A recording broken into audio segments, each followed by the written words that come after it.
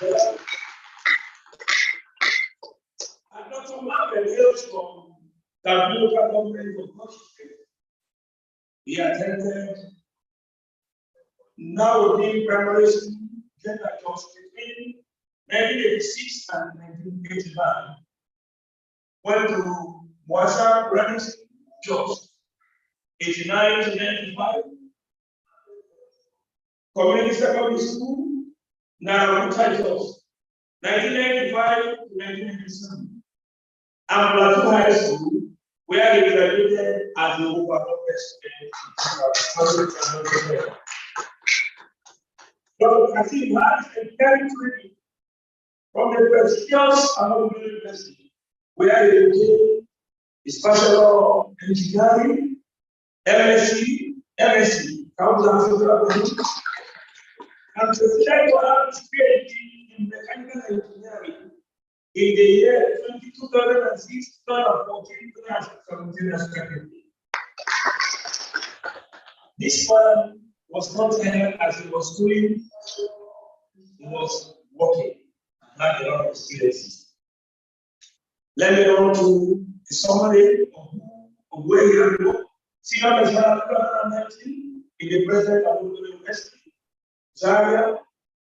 Lecturer 1, April 2016 to October 2016 to 2019, the same institution. He was a scientific officer, March 2012 to April 2016, Energy Commission of Nigeria. He is a research fellow as of 2014 to May 2019. National Center for Energy Efficiency and Conservation, University of Lagos. He was a standard engineer between September 2009 to March 2020.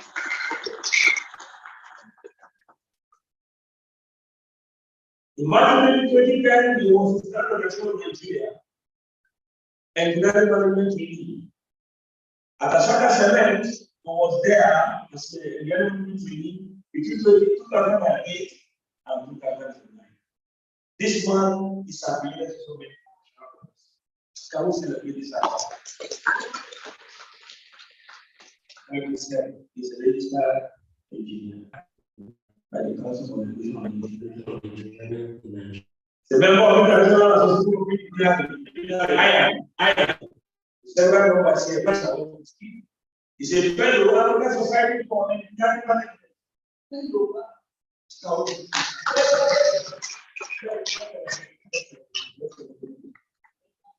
Yes, you need to say,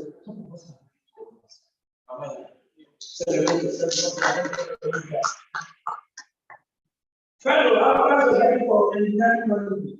Member. Automotive Engineering Institute. Member. World Society for Sustainable Energy Technology.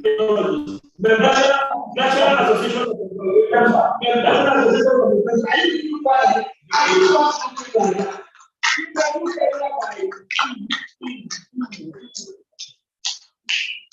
is equally a member of the Directions of the Mechanical Engineering.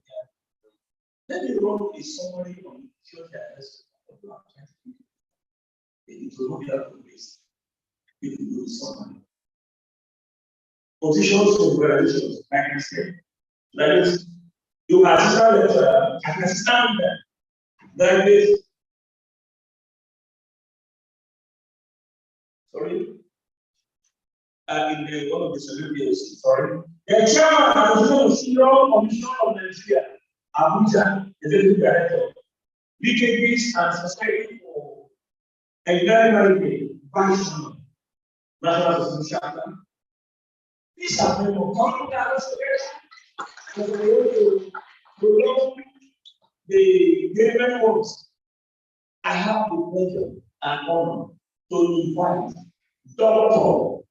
Muhammad Usman to present.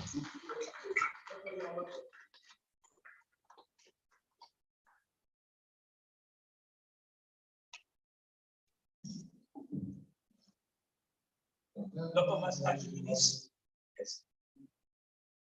Mr. MC is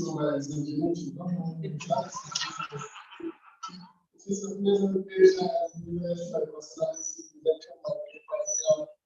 Is this popular study international platform? I prefer us to International Civil Society Nigerian chapter.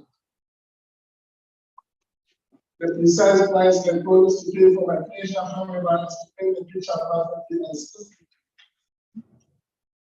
The name is Muhammad Usman Islam, from National Agency for Science and Development Infrastructure, although I will attend another affiliation with Ahmad Bello University. The outline of my presentation, please. We'll quickly go through this. It's a keynote, but we'll try and minimize time as much as possible. Now let's go to the background.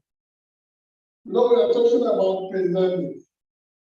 Post-pandemic growth approach that promotes innovation, creativity, and entrepreneurship. You cannot speak about innovation, creativity, and entrepreneurship without going to the background to recast what is innovation. Does it have to do with science, engineering, and technology? Yeah. Ordinarily, we say science is the search for a national phenomenon. It is a kind of knowledge gained through a systematic studies following a well-defined procedures. Those procedures involve definition, observation, experimentation, gathering and analysis of data, consideration of hypotheses, and formation of theories. While engineering was the other way around. When you talk about technology, it's a practical application of those scientific discoveries to solve the problems of the humanity. But in engineering, we blend science and technology. We design, we develop, we simulate, we analyze, we focus, we make sure that the world is safe to live and easy to live, and the humanity can achieve whatever they want within the minimum positive possible time. As the world is progressing, a catastrophe cut across, that is the COVID-19 pandemic. And that was a serious problem to the humanity. How do we survive within COVID and beyond it? Within COVID-19, there were a lot of innovations within Nigeria and beyond. In Nigeria, I was privileged to be part of the team in the university that worked towards design and development of respiratory ventilator and a sanitizing machine. That was what prompted my thinking to get the National Agency for Science and Engineering Infrastructure, because as we were trying to work amidst limited resources within the university to see what we can do, I saw that the Senate has produced this. It was COVID, we were in lockdown, the Senate has produced that. The Senate, I understand that the Senate, those guys have funding. Then we have to go and train them. Because what is globally being advocated is academia industry collaboration. That is the partnership being advocated by the Royal Academy of Engineering UK, the Chinese Academy of Engineering, and the National Academy of Engineering US. If there is no collaboration between academia and industry, the world will never progress. Those who have it are in the university, and those who transform it are in the industry, then the two have to be blended together. There are a lot of issues with COVID. Let's move briefly. There were a lot of issues with COVID, but I'm not here to read the slides, but at least some of them was good. Let's move to the stages of industrial revolution. You may wish to recall that we are in the fourth industrial revolution now, what we call industry 4.4 or 4.0. Remember, the first one has to do with energy resources. Main technical achievements were the use of coal, steam engines, textile and steel trade, that is locomotives and so on. That lasted from 1760 to 1900. Then the second industrial revolution took place between 1900 to 1960, where there were issues of discovery of oil, electricity, development of internal combustion engines, metallurgy, and auto machine building, then the building of cars and trains. Now we move from 60 to 2000, where they call the third industrial revolution. The nuclear energy was discovered and put to use. Issue of natural gas, computers, robots, advanced chemistry and automotives, then aircraft and so on and so forth. Now we are moving to the fourth revolution. In the fourth revolution, it's not only about energy, but green energy, clean technology. That energy supply to the nations must be conducted in a reputable and sustainable manner, in such a way that it does not tamper with our food security, it does not compete with our right to shelter, and it does not cause any environmental injustice. From there, we move to super internet applications and computing, cloud computing, 3D printing, high technologies, the industrial revolution, the internet of things, the machine learning, what do you call it? Additive manufacturing, and so on and so forth. And that is where the world is. While the challenges brought by the fourth industrial revolution will be profound and radical, it is important to note that the fourth industrial revolution is built on the foundation laid by the first three industrial revolutions. So we have to acknowledge the work of our forefathers.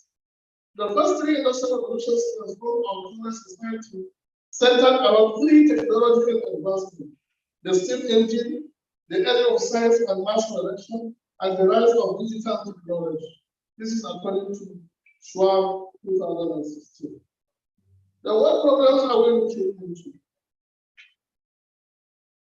A number of pandemic-related measures, such as isolation, quarantine, limitation, it is also have an effect on the psychology of human beings. The Asian Development Bank forecasted that COVID-19 pandemic has resulted in damages to the world economy up to $8.8 trillion. There are more than 170 nations that are predicted to see decline in per capita income, and that has happened between year 2020 and 2020. Several investigations reveal that individual mental health was harmed by public health emergencies due to COVID-19 pandemic. Business operations and results are threatened by crises like the COVID-19 and the rest. Amidst the lockdown, the quarantine limitation, so people are there trying to see how they will create data mass, how they will go into cloud and movement from people seated at home or people at the quarantine center. That is called industrial revolution.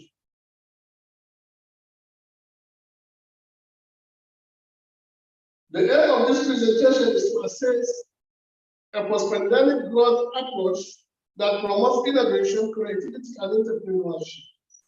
And the specific objectives are to analyze the impact of the COVID-19 pandemic on global economies, to analyze the strategies for the stages of industrial revolution, to analyze the typologies of innovation, to investigate the critical role of R&D industry mechanisms. That was the academic industry collaboration I'm talking about, and to investigate the current state of entrepreneurship. Why do we have to discuss this? That is, we look to justify why. Remember, low-income developing nations have experienced an extraordinary confluence of external shocks since March 2020, when the COVID became rampant. This includes a severe decline in milk exports, lower oil exports, lower prices, a decrease in cash and remittance inflows, and decline in tourism, assets, and so on. The current environment necessitates quick reaction, rapid learning, and creativity, which will be all-encompassing solutions to assist nations in accelerating their digital transformation. In addition to this, the human tragedy of COVID-19 pandemic, the virus is also having an increased effect on national and international economies. Because it's all about data and do, as we say in Nigeria. You are in lockdown, you need to eat, you need to use energy, you need to use that, you need to use that. And students, children have to attend to their education in school. Researchers have to continue with their researches because you are being also paid to carry out the research either from your pocket or by the scholarship body, like from Nigeria Research Institute, other scholarship universities. Those money are being wasted if you are not productive for those things. So that is why we have to keep talking to ourselves on this subject matter to prevent future requirements or to see that we create a way out in terms of innovation and entrepreneurship, even if such a bad incident will require, as we see the fruit from them. There are a lot of innovations. When people were there thinking of how they will survive, what they will the virus will come here, it will kill me. Others were trying to see how they will take advantage. Particularly in the areas of campus and realities, about 10 successful innovations were recorded. The issue of entering the metaverse will be in your room, but you can log into the cabin and check, select a seat, a particular comfortable seat that will take you to a particular destination. For instance, the e-commerce and super applications, you do all your transactions online. You buy this, you sell this, you book your ticket, you print, you check it online, and the rest. The rest of urban air mobility, most people, instead of now going to local transport, they prefer to go by air because of the space and the rest. There are explanations in terms of sustainability of those technologies, even beyond the public. The issue of digital identity and biometrics. When you go there now, put your fingers or index and that are identified, and now that says everything is now becoming easy. There are contactless technology, like the issue of thermal imaging, some of these sophisticated cameras that will just take your forehead, and recognize that this is Dr. A, this is Dr. B, this is Dr. C. The issue of virtual queuing. For those in production, remember when you can queue in houses, our native language is very simple. Man, then become a man. But now we queue virtually. This is serial number 001, serial number 002. Everyone acknowledging this for her position. Then the issue of digital twins. This still now has to do with marrying the data, the material data and the IoT data, the intelligent data generated from machine learning. And this is applicable to some of our airports now in Vancouver and most of the contract airports.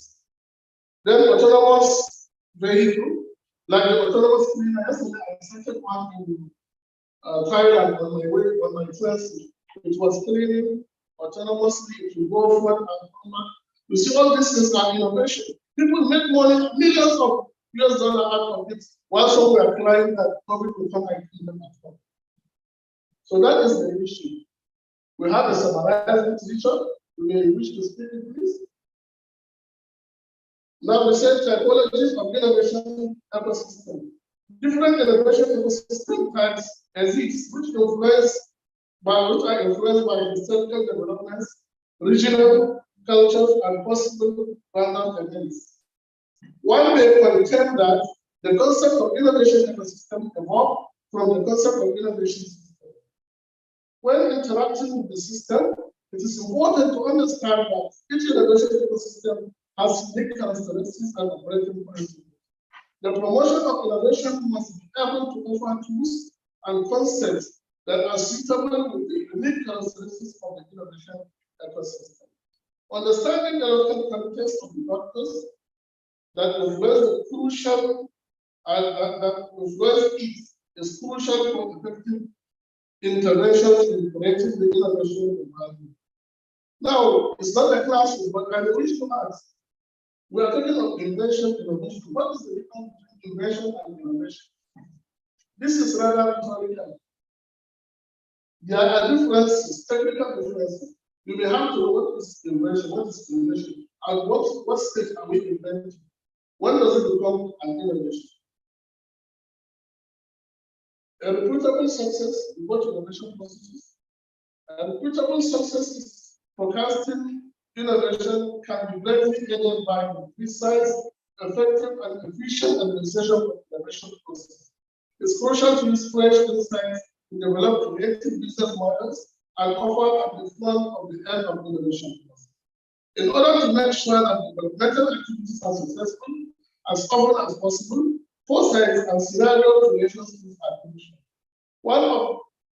On the other hand, creativity is crucial skill that is influenced by the current societal development. Now, when the society is facing a great issue like COVID-19, even the products that come to the market are tailored towards covering the pandemic. When you go to Africa and many other countries, most of the innovators don't whatever they were doing and face the COVID, depending on the particular disaster or market need of their country. That is why we have to come to manage the innovation process. The degree of touch uncertainty affects how management procedures are best organized. According to contingency theories and many others, different control strategies are required for innovation that involve varying levels of task ability, such as gradual or radical product development. When you are faced with a pandemic, your mind goes to another thing. Nigeria is in serious need of ventilators. Everyone was producing ventilators, including some of our students, some of our political universities, some of the industrial champions, and the rest. But before the pandemic, some of these people must have gone far in innovating or inventing some other products. And that is what we're talking about now. And the ambiguity. People will be disturbed. Am I going as a researcher to conclude this, or let me quickly finish this? That is why issue of management has to come. We have users of the innovators, users as the innovators, that's the one. The investigation of the current state of entrepreneurship for internal development and technological responses. Entrepreneurship frequently refers to movement that takes place in a business environment. This means that the modification must include some kind of proactive innovation. You remember when the Vice Chancellor was giving the keynote address, he was taking the university from where? From grass to grace. From no funding to a fully funded system. That is where innovation comes or marries entrepreneurship. You have to think outside the box to see what and what can you put together to move out from one complex scenario to a freer scenario.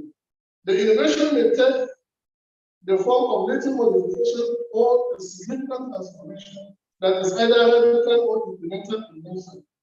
In the same, what we advocate is for developing countries like Nigeria to go through reverse engineering. This is a product. We don't have the tech to produce it. Can we now get it? Yes. Who owns the patents? Can we now enter into technology transfer agreement?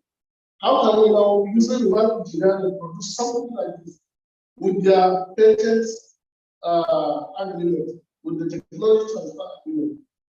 If we can produce, can we add little value? Once we can add value to an invented system, then we can innovate. That is another definition. COVID-19 wreaked havoc on the global economy. Stay-at-home orders and business lockdowns led to historic economic contraction. Multiple platforms that focus on self-employed people, small firms, and entrepreneurs offer value creation and innovation in business activities have emerged as a result of digitalization of business operations.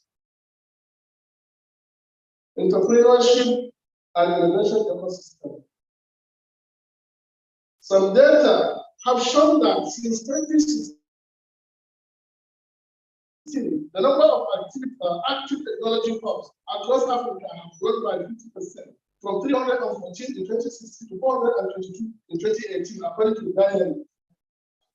Close to 50% of the tech hubs are hosted in South Africa, Kenya, Nigeria, Egypt, and Morocco, with fastest growing ecosystem in Africa found in the Democratic Republic of Congo, Zambia, Ivory Coast, Togo, and Nigeria.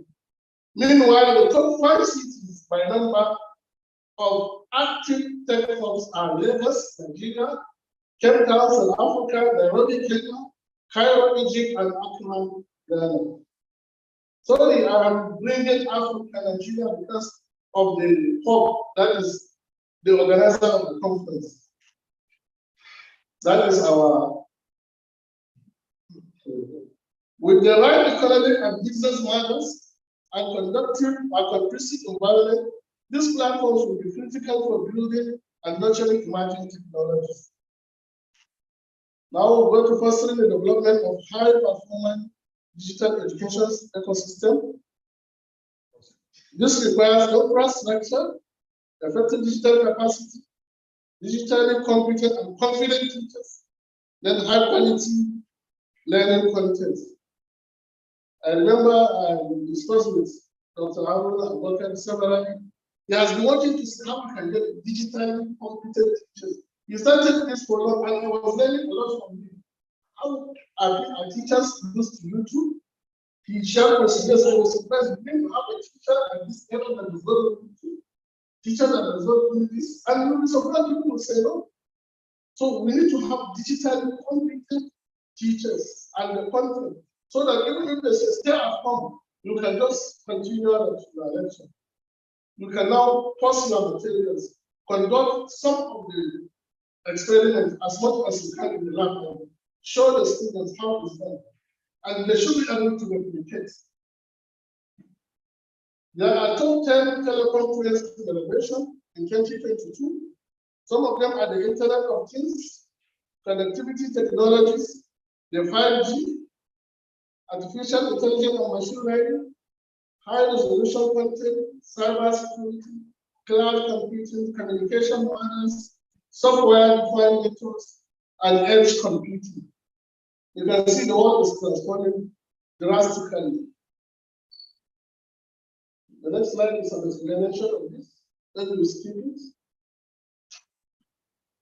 Now look at it in percentage.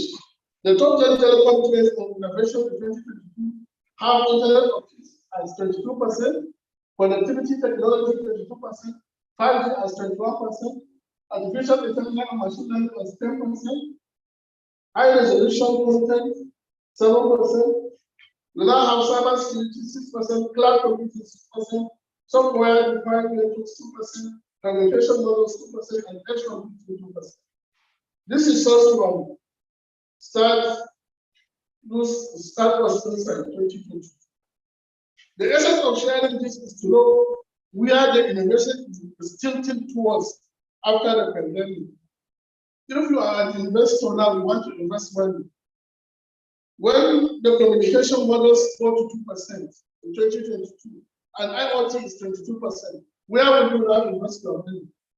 We need to also educate the investors. We go to the one with higher percentage so that we will get higher return, except if you are doing it for fashion, not for business.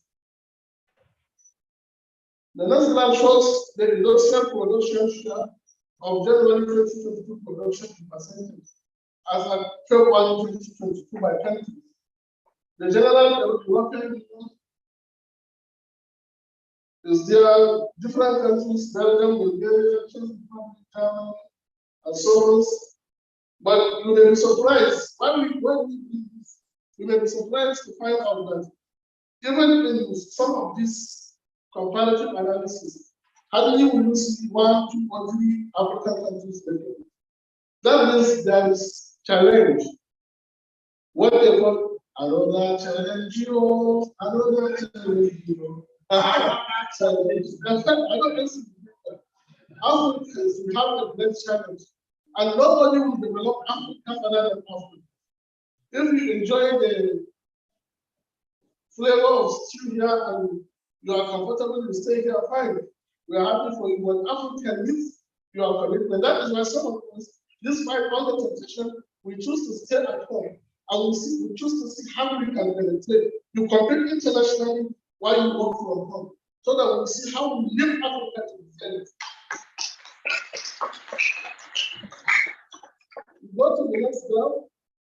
It's similar, you see selected industrial production growth rate by total industry 2020, 21, and 22. Now you can check. The blue series is 2020, while the purple is 2021. And the other color, what do you call it? You know, I forgot my last education. What? The other color is 2022. Thank you. I have enough time. So, if you can see now, during 2020, the curve is negative, below zero, in most of the countries. And 2021 is around zero. And now that the COVID is becoming over, that was when I forgot my lost mask. You can see now we are moving above zero, up to 40, 60%, depending on the country. So it means our industries are rebounding back. Established and emerging digital technologies must likely impact jobs, most likely to impact jobs and skills on the tourism industry. Okay, we're not looking at the tourism industry. We are talking of digital platforms, online travel agencies. You can see now, somebody I bought ticket from last 2 weeks. I couldn't get the visa till the next day. They say I had to pay 700,000 extra because of this opportunity, this digital platform. This wickedness, people are making a hell of money out of our innocent, because just the visa was delayed by some hours, not limited that way. So I had to miss the flight, and they charged 700,000.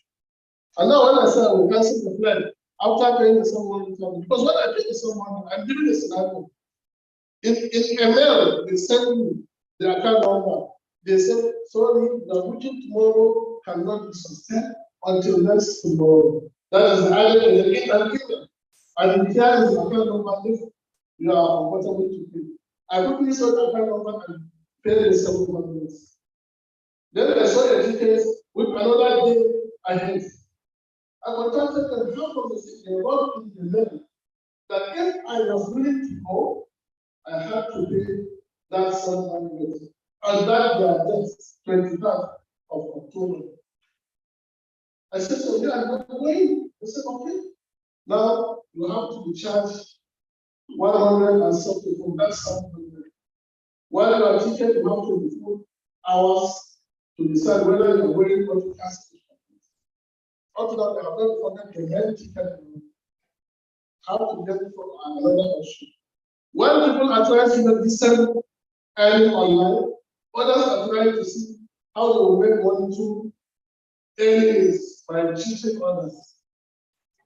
So we look at AI and big data.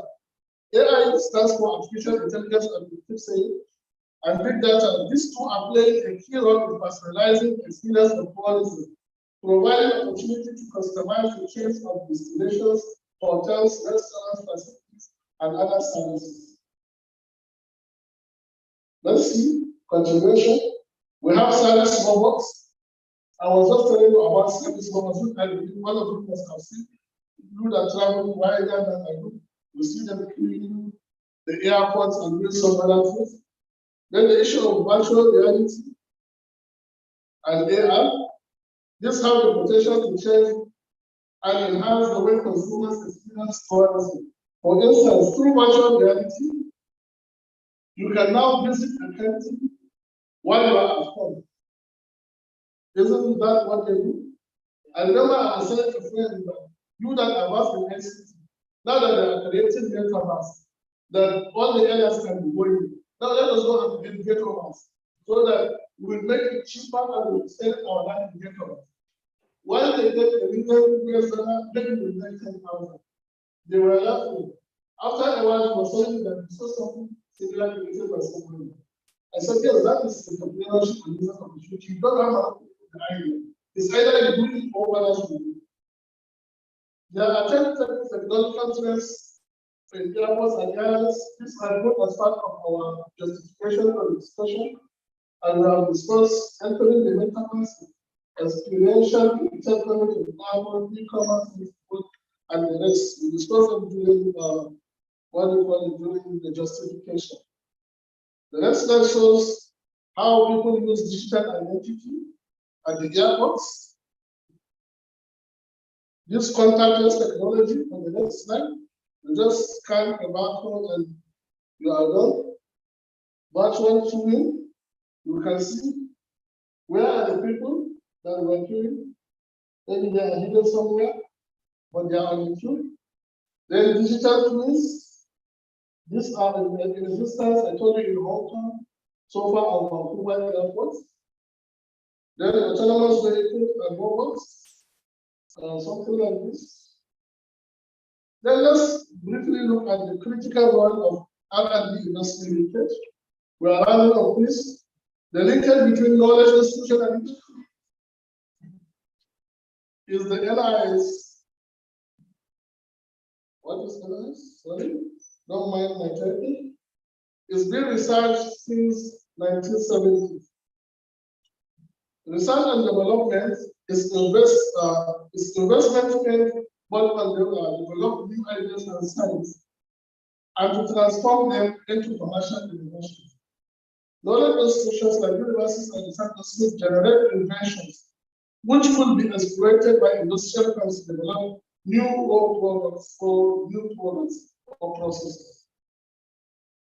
The critical role of R&D industry linkage is new technology is critical to the industrial corporations' competitiveness.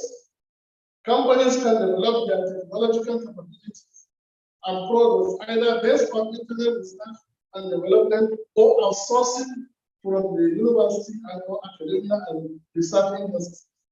Although it is not necessary to build all internal R&D capacity, the external sources of technologies have become more and more important, according to Sen and Rubens 1989, Bauman 1990, Wu 1994.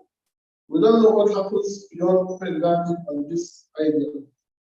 External development of technologies can be conducted in several ways: interfirm cooperation, industry research institution cooperation, and university industry cooperation. I told you that the main campaign of the three major academics of engineering in the world is academia, industry, alliance. Emerging technologies, that's right. I think we have discussed a lot on fourth industrial revolution. That's right. Building blocks for innovation systems. This includes the use of policy and regulatory frameworks, and that has to do with political will from each government of a particular nation. Then institutional setting and governance, entrepreneurial ecosystem and access to finance, then human capital, technical and R&D infrastructure. The next will talk to you about R&D management for Industry 4.0, and which I think we can also skip. This has to do with industrial revolution policy according to Henry 2017, and where different strong countries of the world were classified in terms of their industrial revolution policy, and each policy was defined. And I think then people can report on the slides again. Then we have strategies to successfully link organizational R&D functions into the digital edge. They said every organization must determine which of the following strategies below to adopt. We have enhancers, engagers, embedders, and enablers.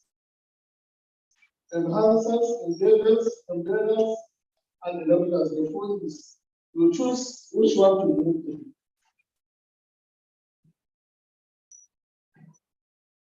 For conclusion, while we focus on this cutting-edge technology tools, we can't ignore the fact that the passenger experience has become more fragmented and disjointed following the COVID-19 pandemic. With travel restrictions changing constantly, it seems like airlines and airports have struggled to find a way to keep passengers informed throughout their journey, and more importantly, to provide a stress-free experience. Technology and innovation is only a part of the solution, and only by communicating and collaborating with one another will the industry be able to ensure that all travel touch points work in synchronous. The costs associated with undertaking R&D activities can be surmounted by the credibly seeking public sector grant for innovation and development. It can also open up avenues for collaborating with public-private partnership. The adoption of new technologies and automated machinery is extremely costly, while the end benefits can be unclear and there are no recoupment periods for the initial investment. This will not be scary because people who made it, the inventors and innovators have made it from COVID to now. I doubt much if there are people who made money than them globally throughout the last 2 decades. Traditional business models are not designed to address the IT-security issues, stability and reliability. A massive shift in organizational mindset is required to develop or adopt Industry 4.0.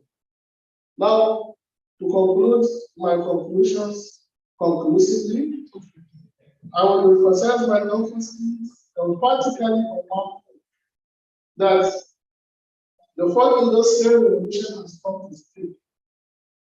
Nigerians, Africans, Asians, and all other countries have to embed the fourth industrial revolution. That was why in Nigeria people were complaining that the NADC is producing an electric vehicle, while it cannot even produce a sustainable internal combustion vehicle.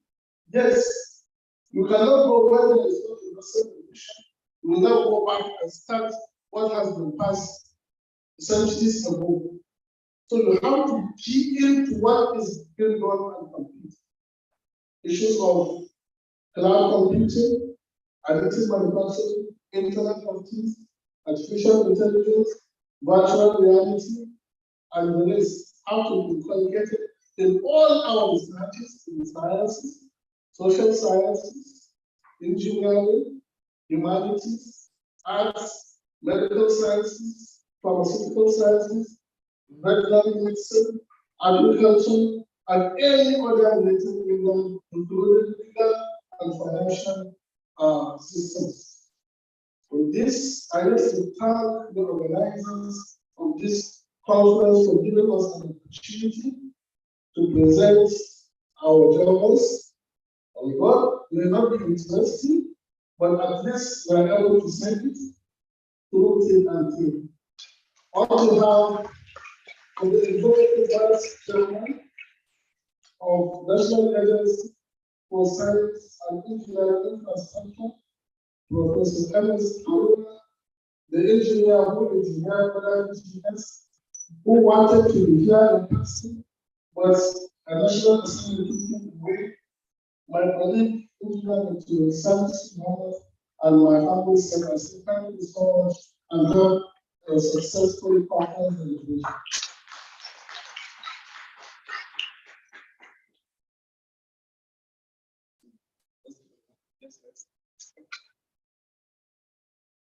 Can we put our hands together?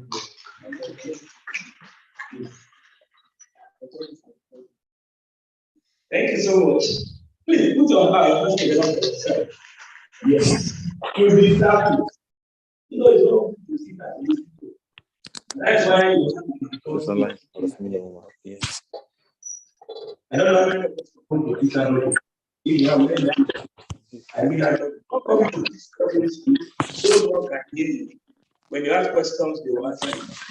We're going to give those arrows. It's another innovation. How put our hands together for the best of innovation?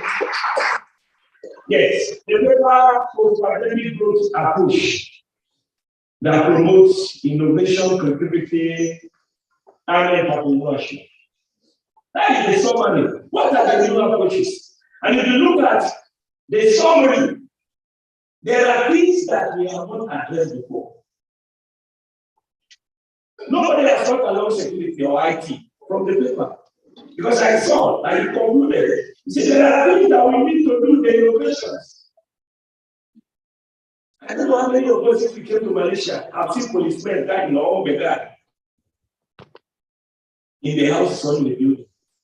But in Nigeria, they are everywhere. It's a recognized group of job in Nigeria. Beggar here, watchmen here, what I do. And I begin to ask myself, I am not able to come up with five policemen in Malaysia. And I have not seen any policeman or any security man going on our street in the night with one battle looking for who to catch, not to catch. Can't we take something good? How has Malaysia been able to succeed? And other countries. I know you decide to put cameras everywhere in Nigeria. You and I will organize it overnight. But we are making a dramatic shift. This is why I say, no, we need to shift. We need to shift. Shifting means doing a new thing, innovating. He said we need a massive shift in organization mindset. We need to change our mindset. Please let's celebrate for once more. Let's celebrate against once more. See, they just arrived. I was thinking, I was just standing. I was just standing and sit down. Because they just arrived this morning. They arrived this morning. They are plane dropped them this morning. They came to my job this morning. And they are still standing.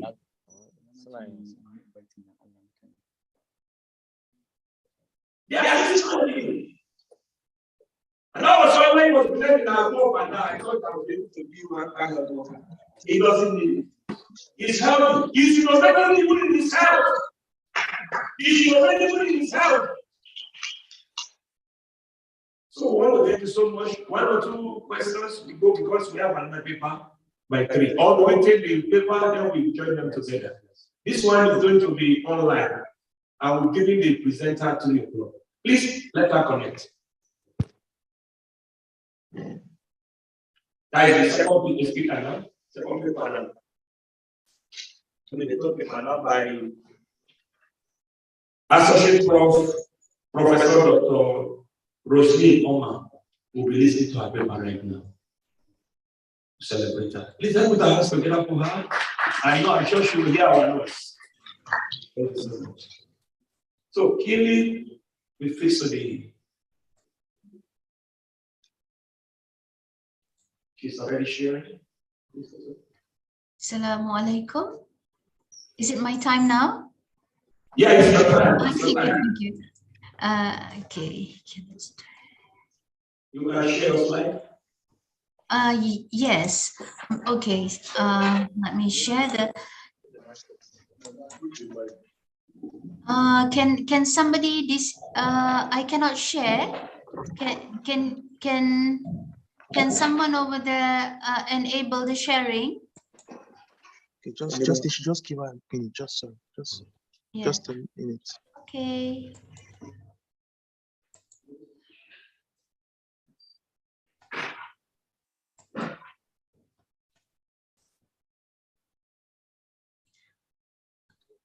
While waiting for that, I apologize for not being able to make it over there. It was a lovely place, lovely event, but I apologize for doing this hybrid. And thank you very much for the ICSESS committee to invite me. I'm not sure about this. Tell her to share. Ask her to share. You can share now. Can you see the, can everyone see the slide now? Yes, you can see. Alhamdulillah. Okay, let's go. All right. Yeah. So I'm starting now. The title of my keynote is Co-Creation Our video is off. The You can video. have video come out 20. Okay. Yes, we can see you now. All right. Alhamdulillah. Bismillahirrahmanirrahim. Thank you very much for the invitation. Speaker.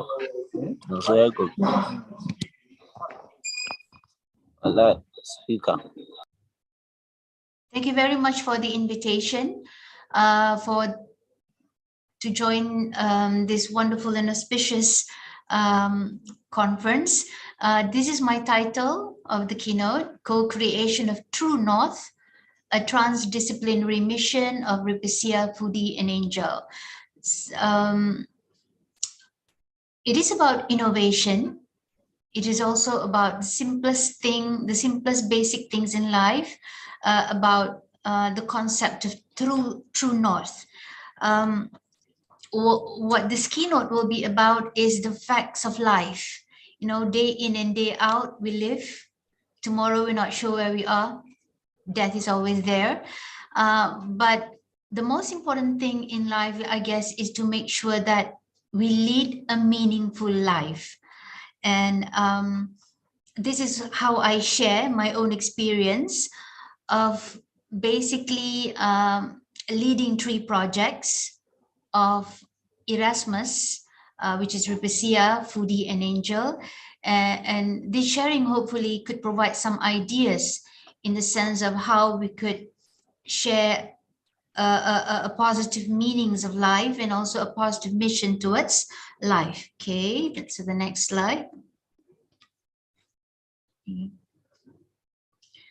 First, we will look at the broad perspective. At the moment, we have about 7 billion people worldwide, and they are in various age. You know, it can be as young as 0 to 15 years old, still in school, and there are numbers who are struggling being an entrepreneurs. We talk about businesses just now in the previous keynote. Not to forget, there are almost 500 million unemployed people on board this earth. We have industrial workers, and also various areas in the world are still working on agriculture. So what I'm trying to say here is that the world is so vast, the world is so big, but how do one person on earth, just like myself and your good self, could work towards an impact for the benefits of society? Yeah, there we go. That's the big thing: entrepreneurship, industrial workers, talking about Industry 4.0, and also 1.7 billion in services. Who's working with us? Who's daily living with us? 5 generations working and living side by side. This is the records in 2020, and it might be more now in 2022. We have the traditionalists, we have the baby boomers, Gen X, millennials, and the young ones who are just between age 15 to younger than that, very optimistic. The boys and girls these days, I'm not sure about Nigeria, but definitely even in the ASEAN countries, Malaysia and also its archipelago, the young generation are very much what we call as the instant food. You know, whatever they want, whatever they dream, they want it as soon as possible. Just like how they see McDonald's, KFC, or even the instant Maggi Mee. They want it fast. And these are the survey of 10 most critical problems which millennials said they see around them. So we look at the issue of climate change. It happens here. It also just a couple of days, we know that Indonesia is struck by destruction of nature. Yeah, earthquake. And then we have also issues of lack of education, food insecurity, corruptions and non-transparency practices, Poverty is all over. Look at this, inequality of income. There's also issues of religious conflict, and what more, safety and security. So there's a lot of issues in this whole world. And where are we? And the fact that how do we build up our true north? Yeah, in wanting to contribute to a betterment of the world. This is a record, the COVID-19 aftermath. We see lots of changes across industry. Hospitality hits the worst. Traveling is banned, and now we're opening up. So tourism will go up again. In between those, we have also retail services, education is going to go up, and so on and so forth. These are the picture of disruption in 2022 and probably in the future 2025 on board. So there are disruptions in the way how we promote culture and evolve through culture. There's also disruption definitely in technology, science, health, businesses. And the most scary part is the disruption within the society, probably due to the essences of technology. It changes the culture. It changes definitely all the rest of the other facts of life. Now the question is, have we found our true north? Are we in peace with the next normal? In fact, it is already becomes a normality of life after the COVID-19. Do we believe in the importance of having true north, particularly in a world where people talks about innovation, scientific technology, etc., etc.? Is true north really important these days? So that is one of those questions which spring across the spectrum of between the generation 2020 up to the traditionalists. So I'm bringing up this chessboard. All right. You see? And I put on the fact that universities set the apex of power. Because when we talk about power, is the ability to influence people. And I always say it starts from universities rather than industry. Why? Because within the setting of university, it is where we gain knowledge. It is where we earn and we learn to gain information, to choose whether to share those information, and to definitely whether to change the information in a way that is for the benefit, either is it for us or for the whole of the well-being? Because that has somewhat, what do you call that, a connection with the way how we see our true north. If we look into the simple meaning of true north, it is based on our values, our belief. It is our inner sense, our calling, and our dreams for accomplishment. It keeps us on a straight track that only we know what is our true north. There are people on earth that says financial sustainability or materialism is the main agenda in life. And so be it. Can we question those values? I don't think we can, because that is the true north that they choose.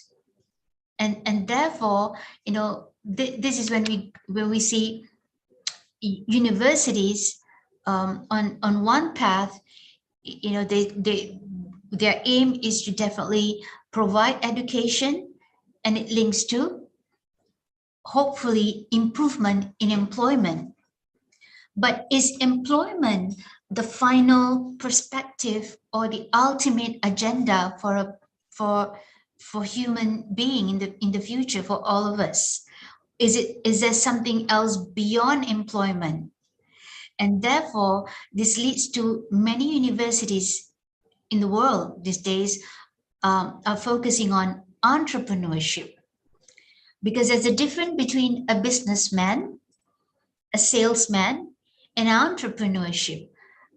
Because entrepreneurship looks into solutions, looks into innovation that only not benefit them, but also benefit others, definitely at the regional level, at the national level, at the district level, and towards the world. So there's a connection when someone says that they are entrepreneurs. It's not because for the sake of they want to earn, earn and then increase their materialistic condition, but it should be beyond that. It should be something what we call as transcendental.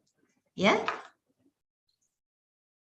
And then I'm bringing back the condition of the broad scope of the world.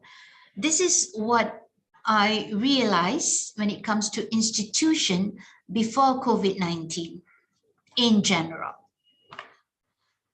Most students go to school based on a dual time machine. Why do I say dual time machines? Because most of the learning at this time focuses on classroom, what else? Can be tutorials and so on and so forth. And it is so based into the theory. We look at we look at those course materials, we depend on textbook, and then even some aspects of research are very much fundamental, which is very good. We need fundamentals, we need theoretical. But on the other hand, we need to understand between the spectrum between that one side theory and the other side practice, what will be the best combination of theory and practice? That is something which I think scholars and also industry people should figure out. And I wouldn't say that there's one size fit model. There should be what we call as a contextual basis, because every context, every nation and every locality might require a different level of a percentage of theory in comparison to practice. And then because of this concept of dual time machine, what we see institutions are doing also homogeneity in developing their programs, in developing their students, in developing the learning models. If one institution, say for example, a business school, use case study, we'll see the rest of many other business schools in the world also focus on case studies. And if someone within a business school figure out, okay, why not we make it some change, include game in our learning material. So there's a movement towards gamification used in schools, and then we can see there's a followers of other business schools going towards that direction. This is I would say a healthy environment, because this is the starting up of an innovation process. Is good to lead, and is also good to be following the lead. But there's also a need, at a time when we should open up context and not depending on the West or developed nations, for us also in the developing nations could figure out innovation in terms of our programs, student development, and also learning models. Then we go to the next one. Who are we in terms of institution before COVID-19? There's some aspects of materialism and hedonism. Some parts of the world may focus on because I come from a business school, some parts of the world when we study and when we go to the business school, they're more concerned about shareholders' wealth. They're more teaching the students in terms of, yes, let's go to increase the number of entrepreneurs, all right, in our society. And therefore that could lead to economic well-being. But then is economic well-being should be the main agenda that we call for our true north, or there should be something beyond economic well-being. And therefore, schools and institutions look for accreditation and also issues of funding. So then how can we prepare ourselves for the next adventure after COVID-19? Either at the institutional level, either at the organizational level, and more importantly, at our own level, the self. All right? How do we foster ourselves to be real? Do we work towards ourselves to become a little bit different than others? Different in terms of the positive values? Do we try to set newness and then lead others towards that set of goodwill and newness?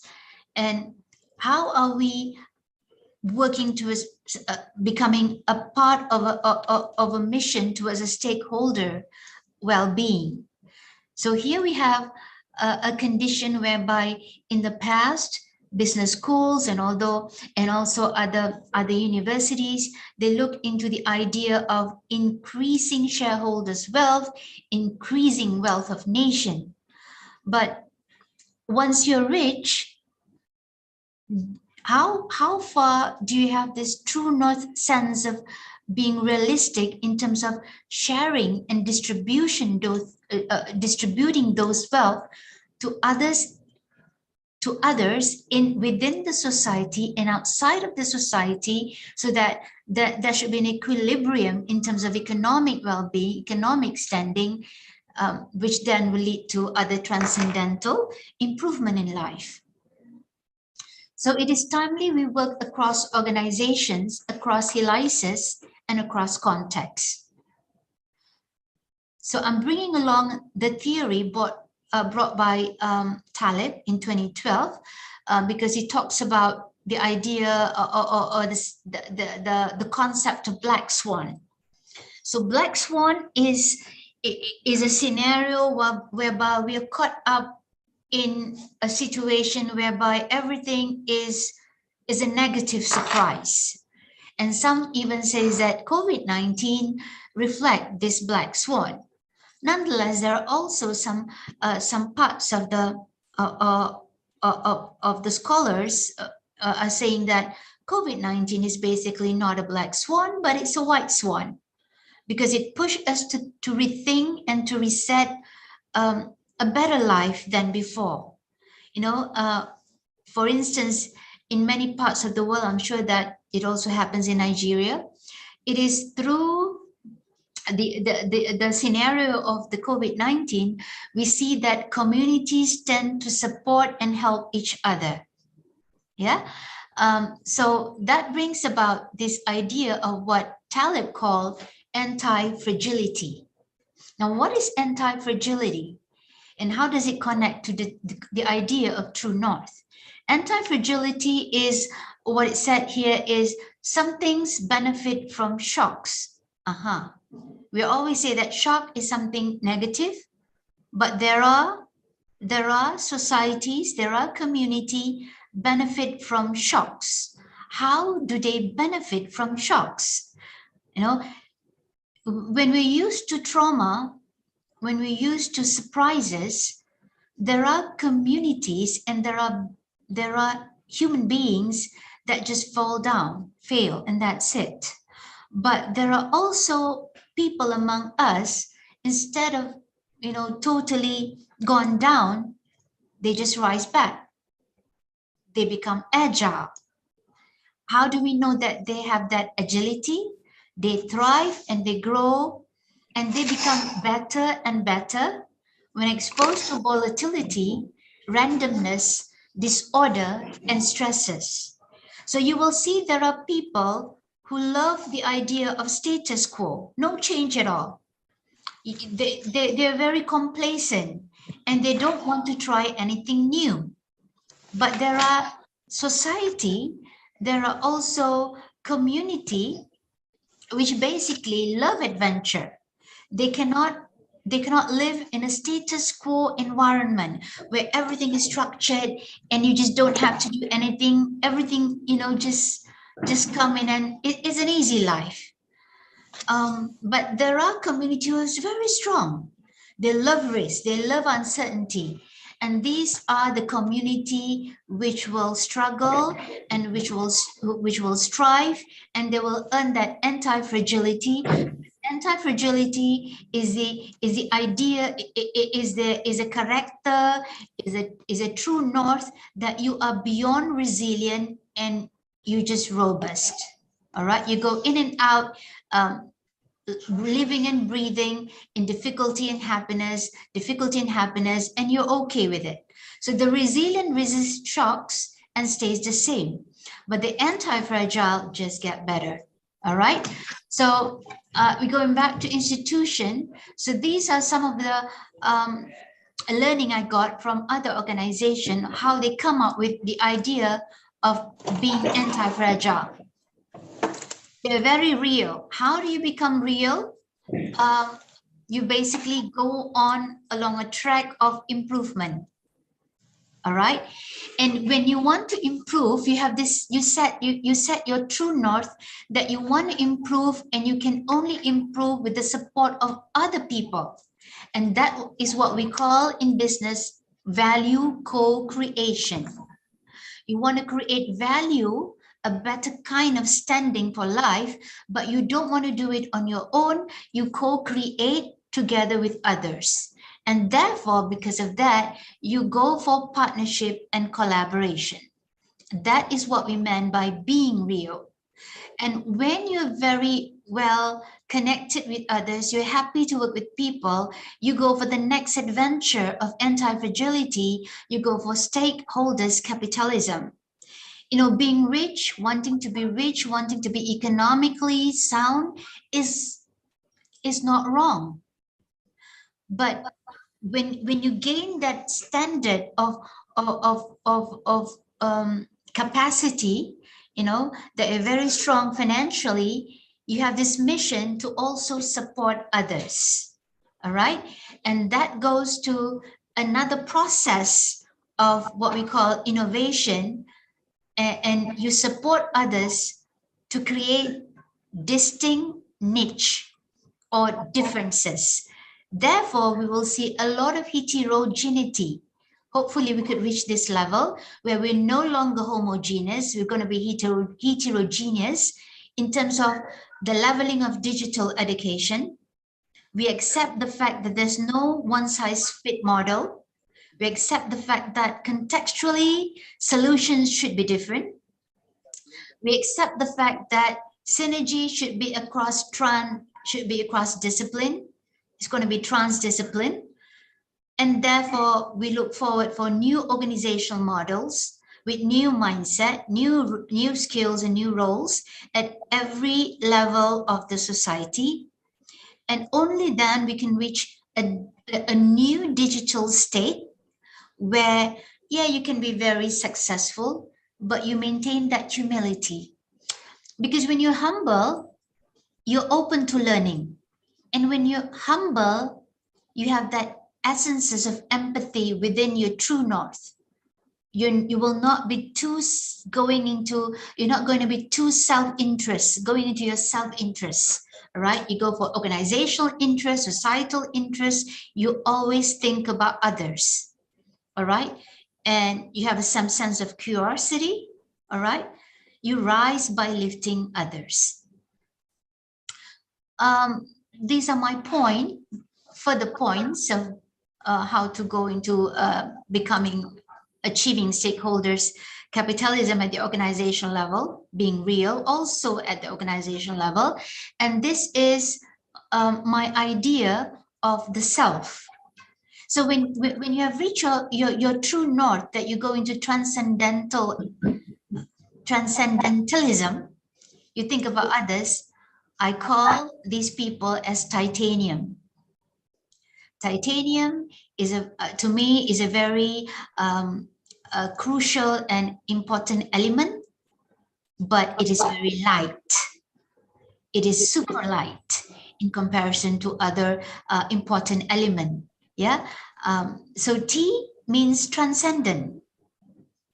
Transcendent means you're able to change and transform others. You rise by lifting others. And when you rise by lifting others, you hold to integrity. You believe that you can become a team player. Being a team player doesn't mean that you accommodate to everyone. You have that some sense of assertiveness. If you feel that you're on the right track, you diplomatically inform or communicate your point, but in a very neutral manner. All right, you think about others. You are very industrious. In Malay, we say rajin. All right, don't know in Nigeria what it is. Hardworking. When you're hardworking, when you have all these things, you're going to be very useful to others. Is you. And lastly, you're mindful. Mindful is super important these days. It makes you relevant. I'm about to end, but before I end, I like to give examples. And giving examples mean real stories. These are 3 projects that I basically lead.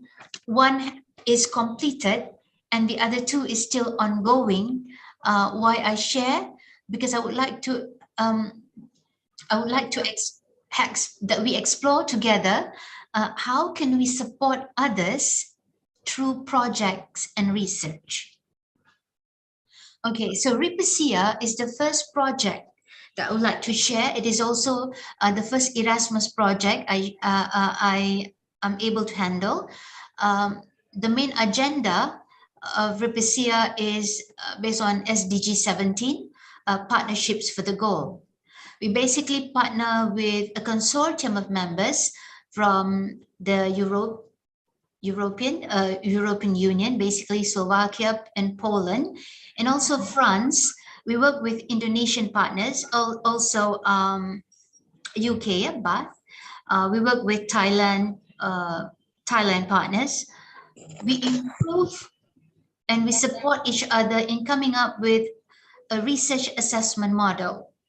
In Malaysia, we do have Myra, but in Thailand and Indonesia, they have yet to have that some kind of a tool to measure their research. What's important about this is it is not, the project does not only happen in the university, but I'll share it later with you what we did. So this was the second year where we went to Bath, University of Bath in the UK, and basically from this picture you can see that, yeah, the speaker is from Malaysia, but the EU partners are willing to listen to us. Yeah, so there is a shared power. We talk about just now being real. How do we become real? We definitely open up. We share power, we share influence, we influence each other. We develop respect and reciprocity through open communication and understand the different contexts, because each country, each institution within this different context, they do research in a different manner. All right. And there are conflicts. Yes, there are conflicts in terms of pursuing the task for the research, but we just balance out the priority. You know, whenever there's conflict, when we do projects, when we do any research agenda, any collaboration, you just have to go back to your basic objectives and you just work to achieve it on time. Therefore, conflict becomes very small and your goals become very big. All right. Your aim is to achieve equitable partnership. So before we go to the next project, this is how we transcend whatever we have done in the university to community. What happened is that in Malaysia, we work with a local batik or textile, Malaysian textile called batik owner in somewhere in the rural Kelantan. And we basically invite students from a very special interest group. They are very special because number one, they are living in the rural areas. Number two, they are special kids. All right, they're not normal kids. They're special. There are slow learners, and some have some deficiencies, physical deficiencies. And then number three, they are poor society. So what we did was we spent time with them. We taught them about batik. We encultured them with the idea of that they can one day become great entrepreneurs also if they got support. Yeah, and therefore we got all this connectivity between the institution, researchers, governments, and also communities. So we're talking about governments, different governments here. The next project is Foodie. Foodie is about food. We developed a Masters of Science in Food Processing and Innovation. It is the first transdisciplinary master's program that combined the business school and also the Faculty of Engineering. So we already have Masters of Foodie in UTM, plus as well as other, I think 7 other programs across the ASEAN countries, the same as Foodie. Why we can have a set of about 7 to 8 master's program on Foodie? Because we use a grant to develop an academic program. Again, this is an example of what I said just now about heterogeneity of academic programs. When we establish the Foodie project, we just want to innovate the current way of developing students from the food science into having not just becoming food scientists or food technologists, but we want them to be entrepreneurs when they graduate. So how do we ensure that happen? We infuse some business courses inside Foodie. So they learn food technology, they learn food science, they learn a little bit about research, an action-based research. They learn design thinking, which is coming from us, the business school. We infuse them with entrepreneurship knowledge. We also infuse them with business policy and strategy so that when they graduate, when they open up their business, they know how to develop internal policy. They know how to deal with external and international policies, and they do it when they become entrepreneurs.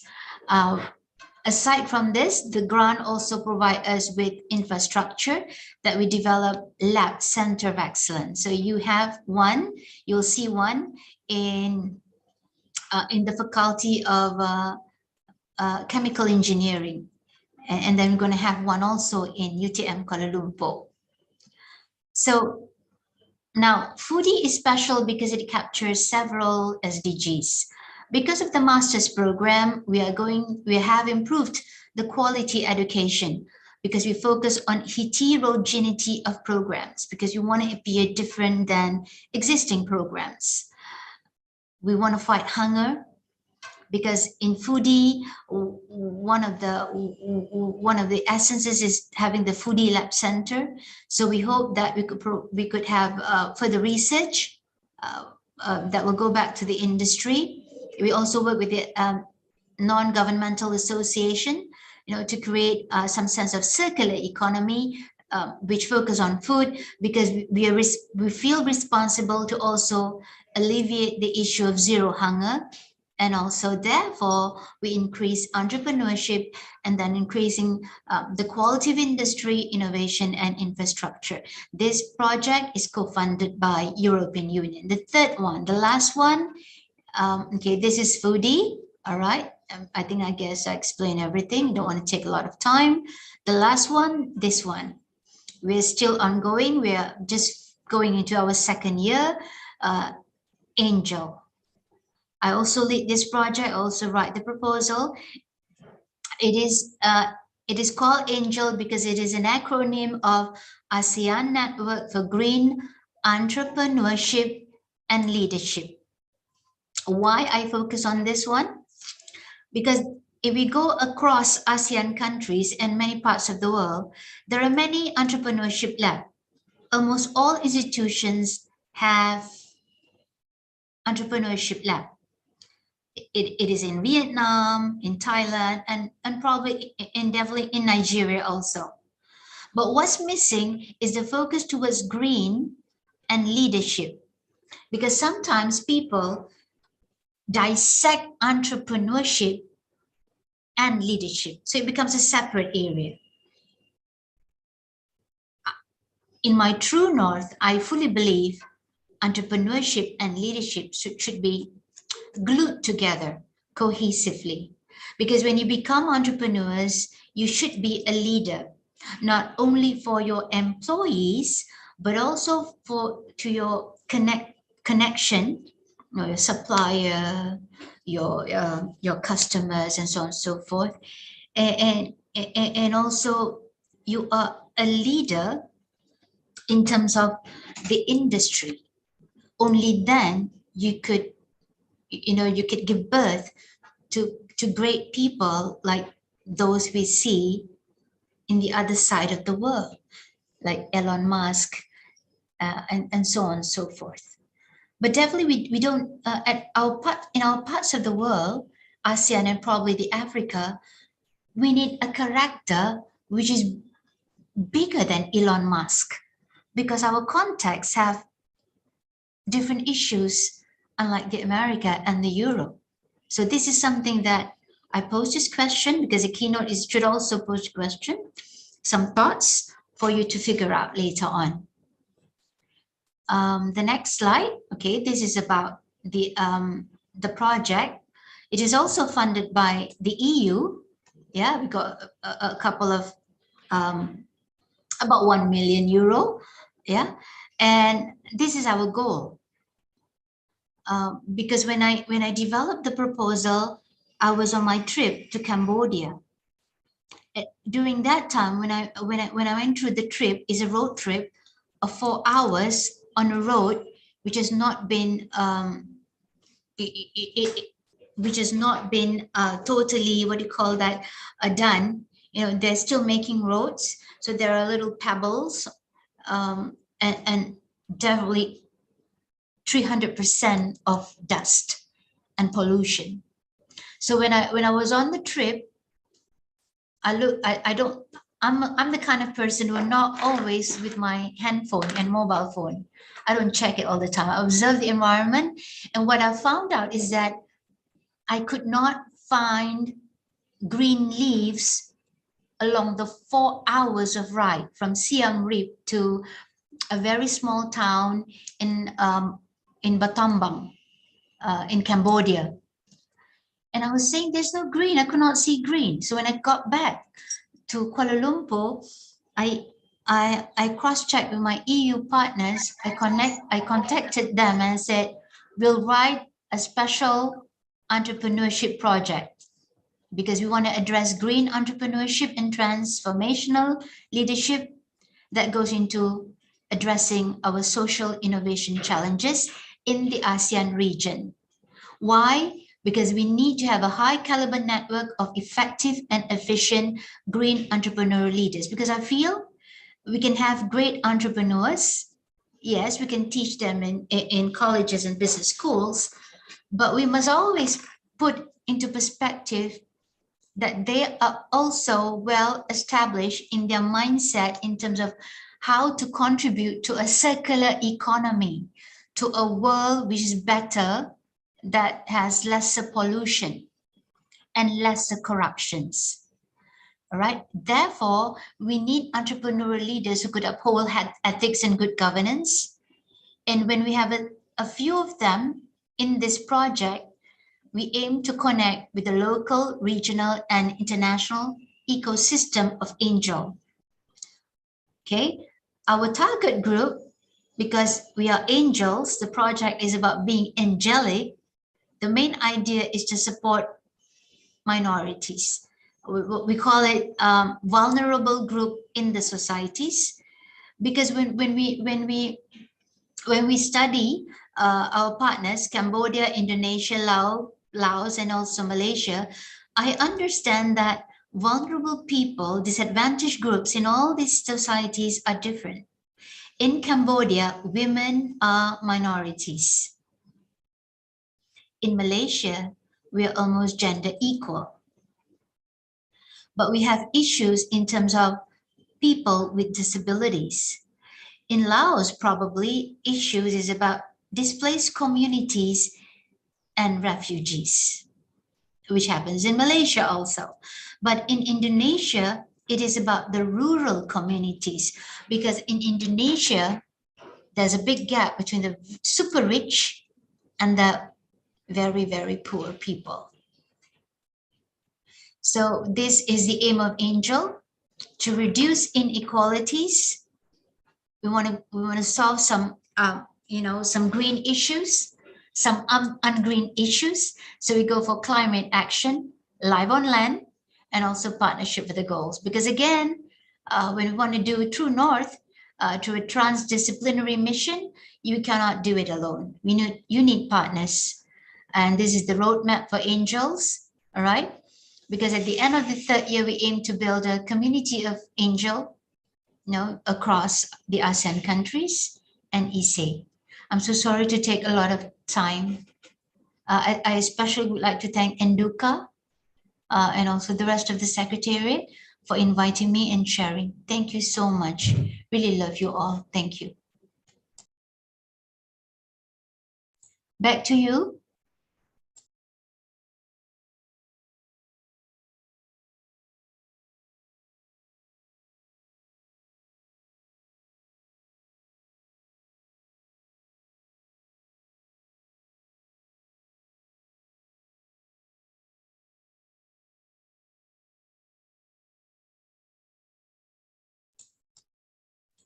I could not hear you.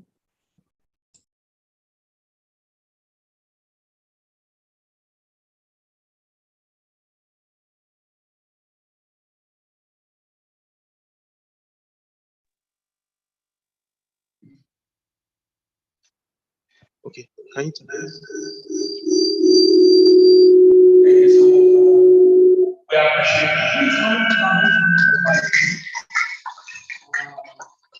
we are taking straight members, so we will receive one or two questions from the audience before we proceed on the presentation. Dr. Kazen has just finished all the innovations, and then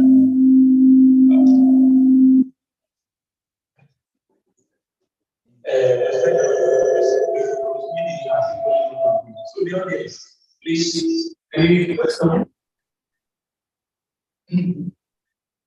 Yes. Right.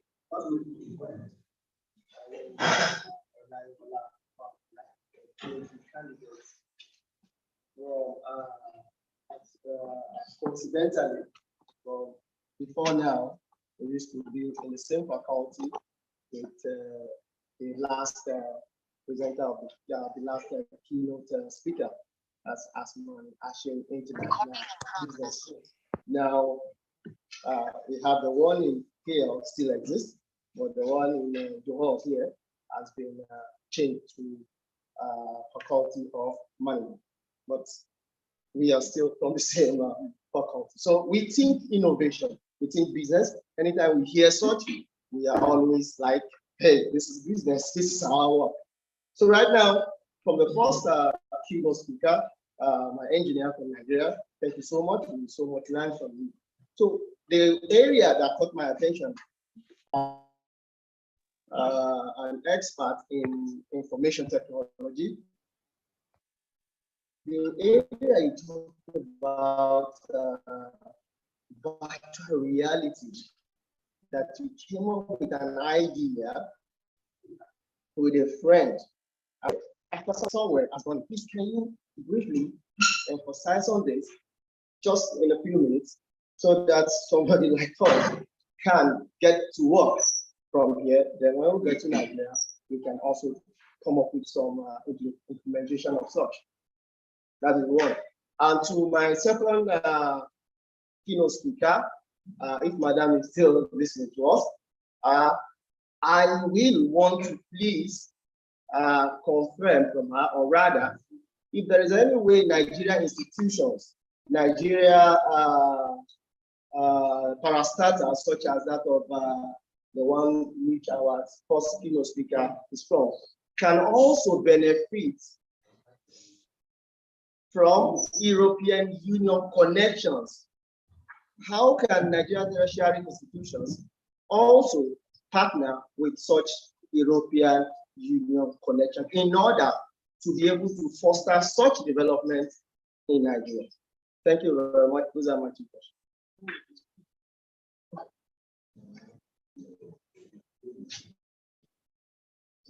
Thank you very much, Doctor. I'm sure you want to say something to this. Any other person? Yes, very good. We don't really have time. Yeah, I'm Stephen Emmanuel. Thank you so much. I appreciate the post for so much on my field as an expert in computers. Now, the question there is that we so much heard about collaboration.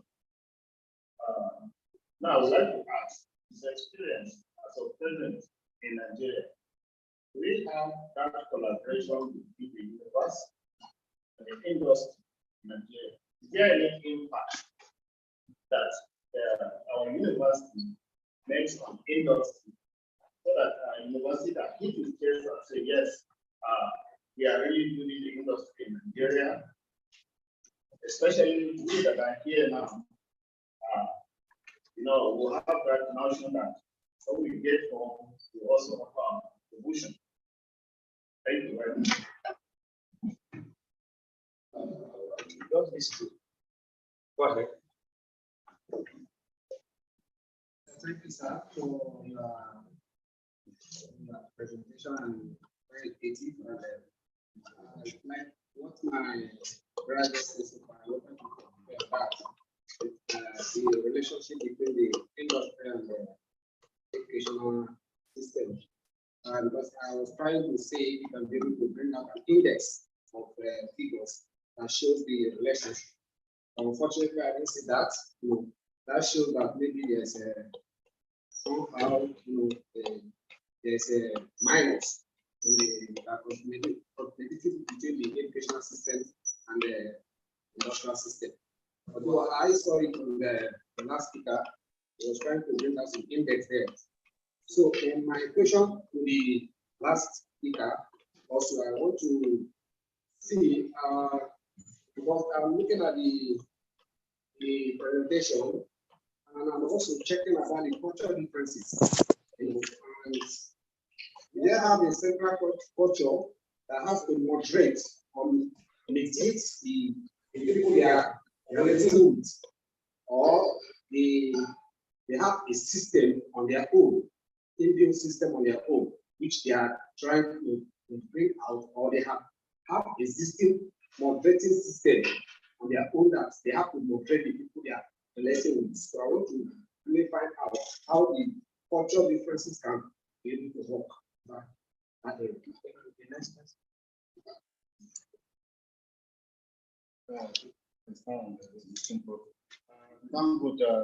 the speaker is from Aseni. I want to ask, is there any, I want to add on what my brother said. Is there any collaboration between Aseni and universities? If yes, please, can you shed more light? If no, how can Aseni come into play with the most of this environment? That's all. You have the floor.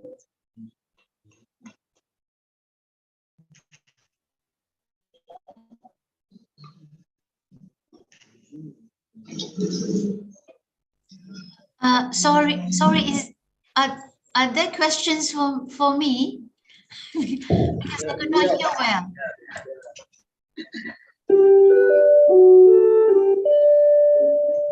Because I could not hear well. Thank you so much for the opportunity to ask.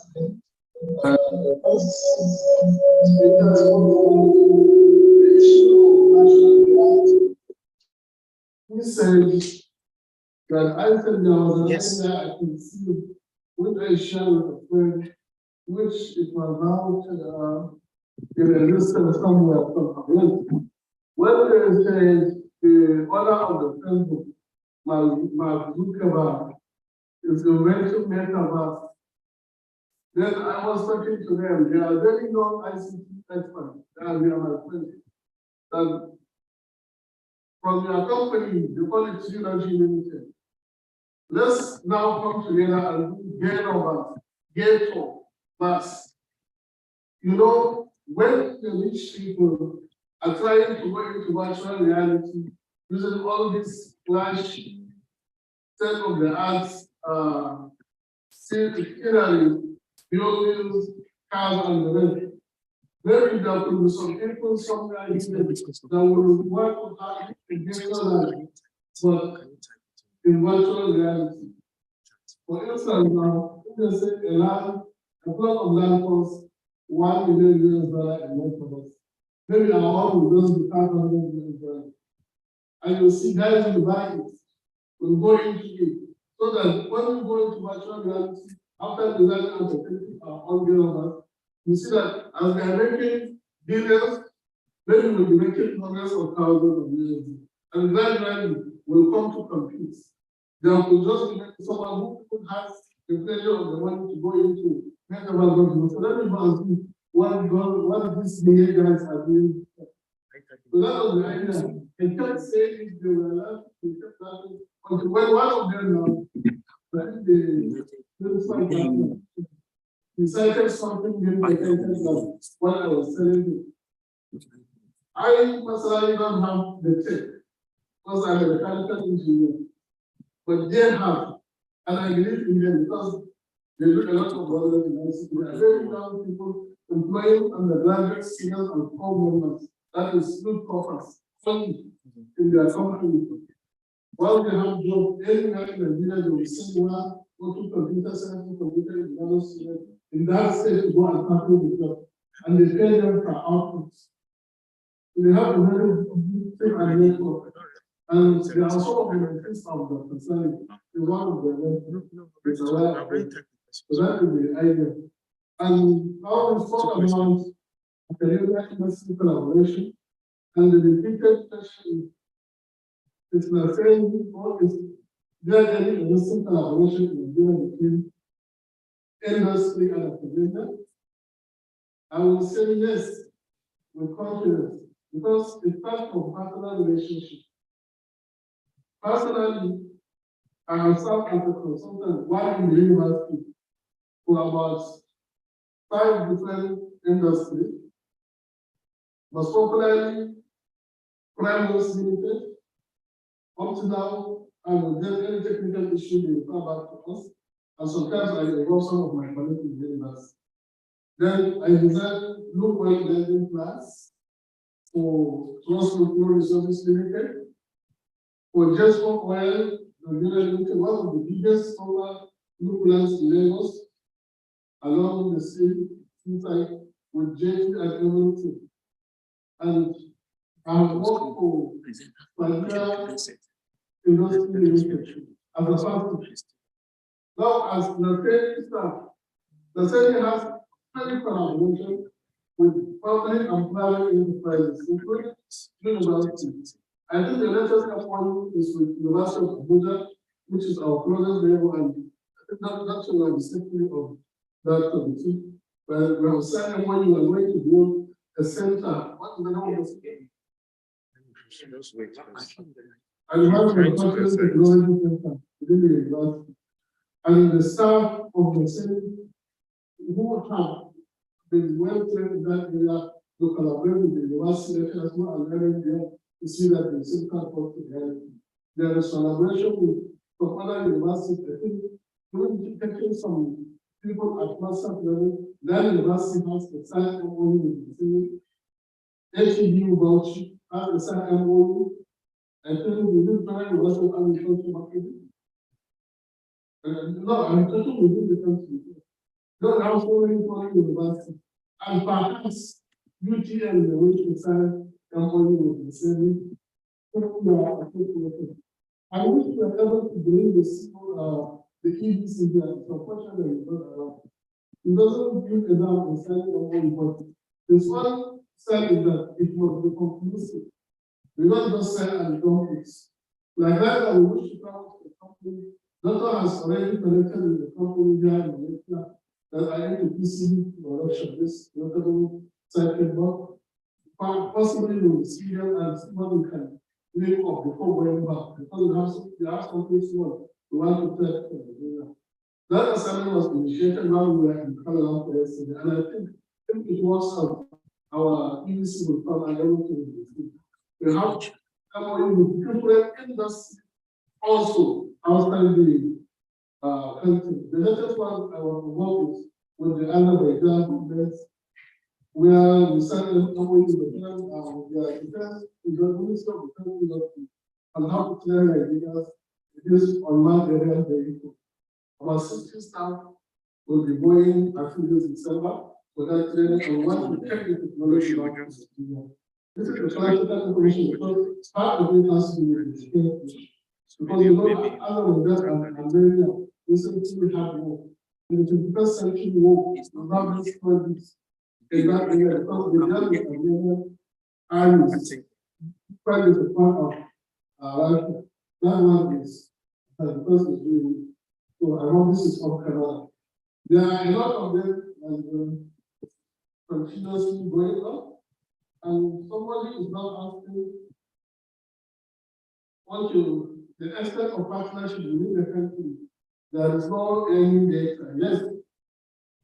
I am lucky to be involved in one of the key partnerships to be built within the country by the Nigerian Society of Engineers. The president recently inaugurated a committee and one of them. President of the Nigerian Society of Engineers. The next is also academic industry. And we only have the possibility. Our society is now to bring the research and bring the academia and have a platform. If that one works out, I think we'll have workable data that can be presented anywhere. I think this is a little I can see.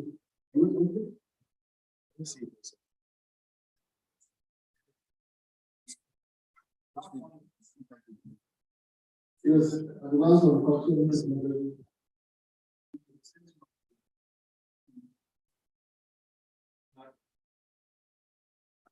There are two of us, the MD, actual MD, and the EDC. Yes. The contact with the president.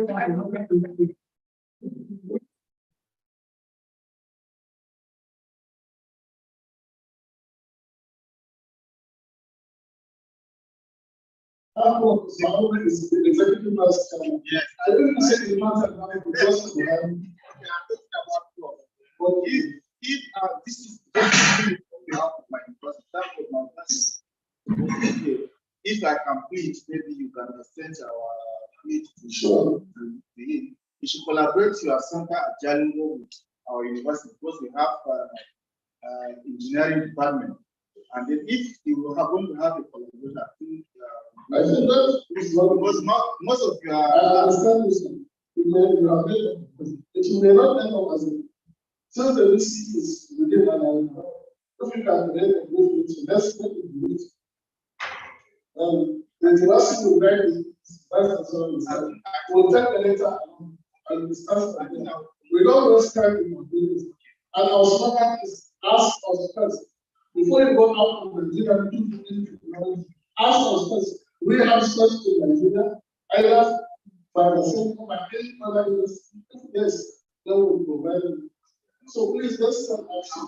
I'll talk to my team. Okay, thank you so much. Please can we put our hands together?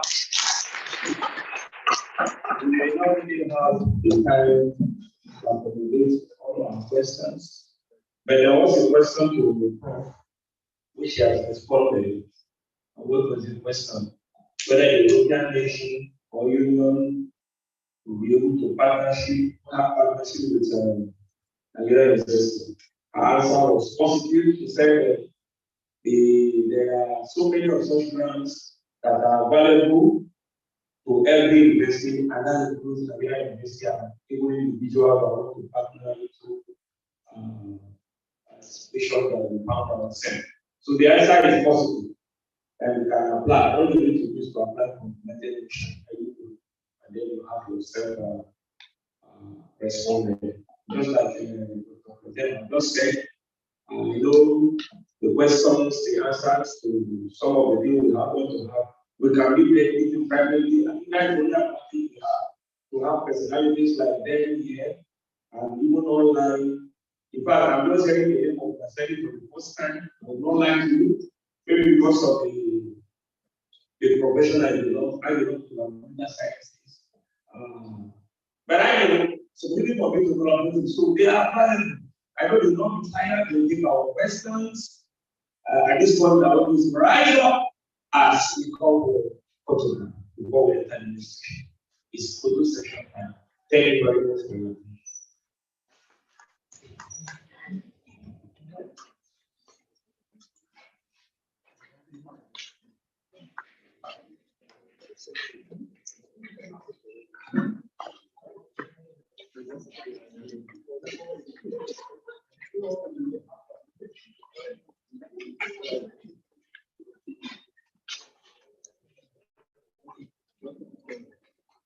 Oh, hold on a second. Are you done? No, I'm not done. Please.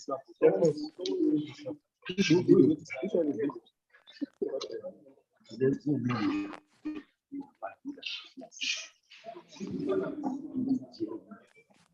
I'm not going to stop, no.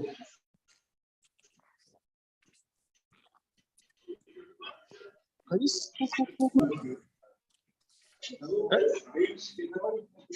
please, your camera.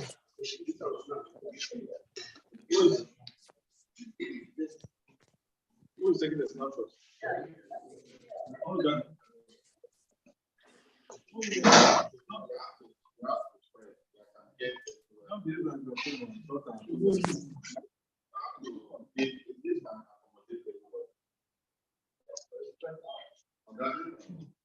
No,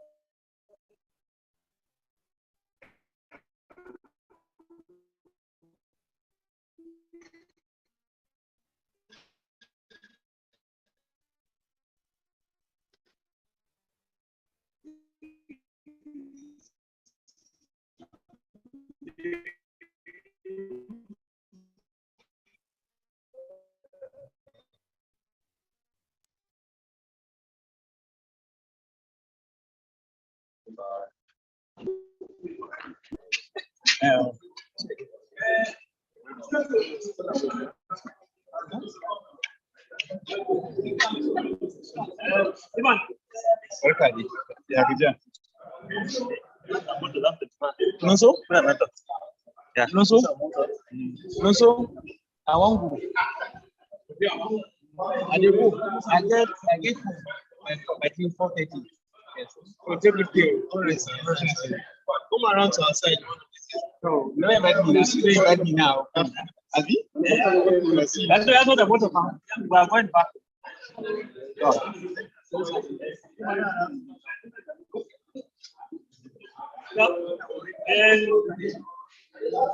Sorry, no.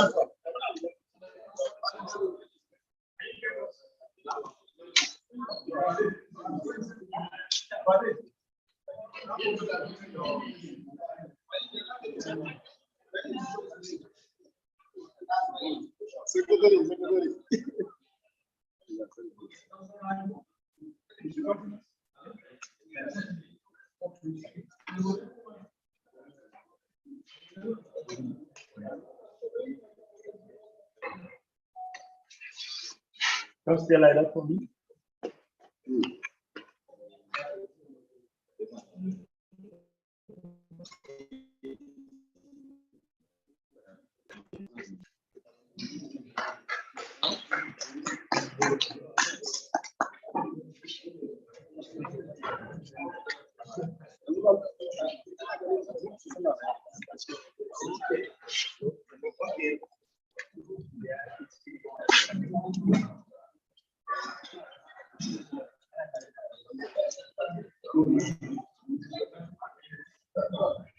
Which we are going to do paper presentation straight away.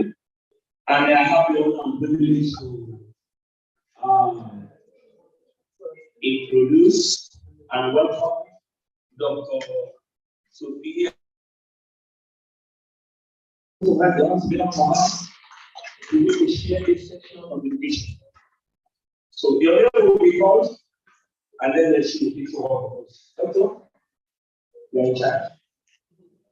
Every presenter has just 10 minutes to conclude.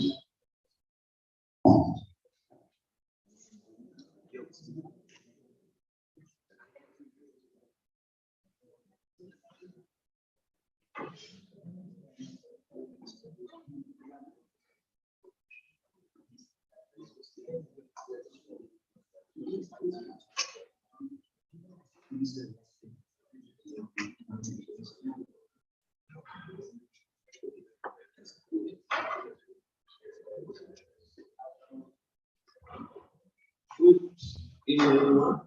So just some technical details you need to be aware of. So this is a hybrid conference. So there are people online and there are people online. So if you are presenting, since for the purpose of those online, you share instead of giving the fact that you share your screen. So what you are presenting here. Then those online so you just pay attention to what they are to present online. But there will be an issue in case of echo. So if you are not presenting, please you off your mic and you off your audio. And if you are presenting, you on your mic on your audio. So let us, because we are doing it, so it's good if those presenting, anyone presenting, possibly because we'll be able to hear you. So we don't necessarily need to stay together, right? You understand? So that we manage the audio and the echo. Thank you. So we'll be listening to the next presenter. My name is Pierre. We are already conducting programs.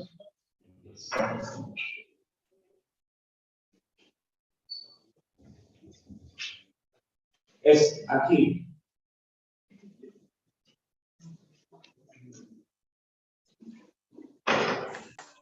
Hello, please. Hello, can you hear me?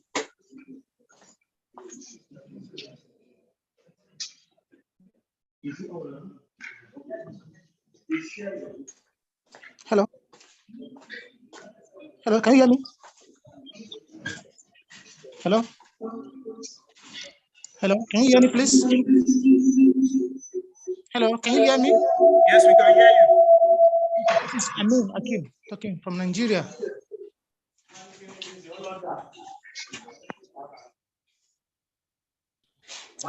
Thank you for this opportunity. Please let me share my screen first, please.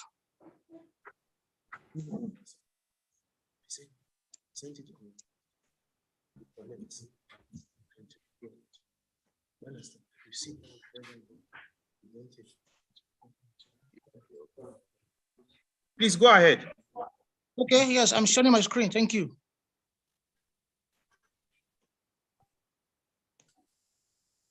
Hold on, please. Just a minute, please.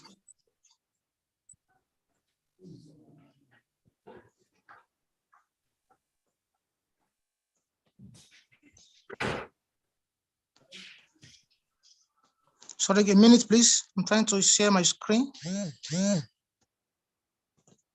Oh, sorry. Oh, no. What's happening?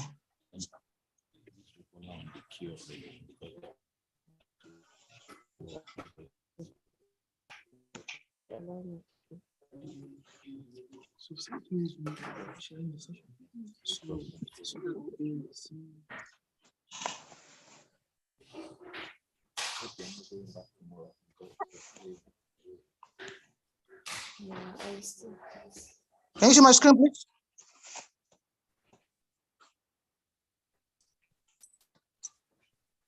Hello, can you see my screen?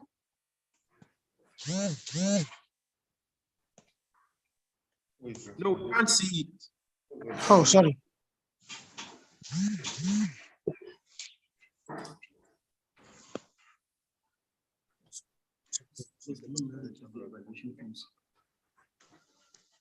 Can you see it now? No, no signal from you. Oh no. Okay, yes. It's coming Are out. you sharing with a phone? That is it. I'm using my phone. It's not clear, right? Okay, continue with your slide. Thank you very much. Good morning from this side.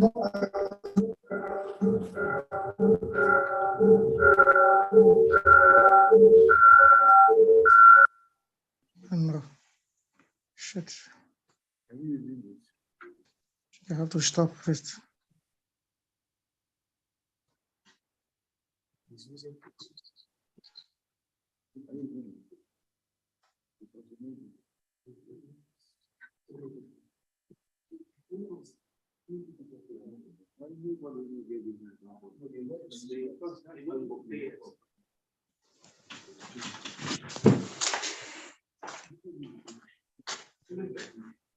So usually it's actually those are the one is big.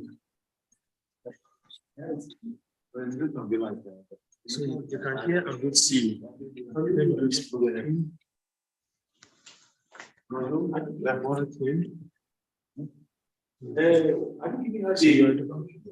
Yes, I do. We cannot see. No, we can see.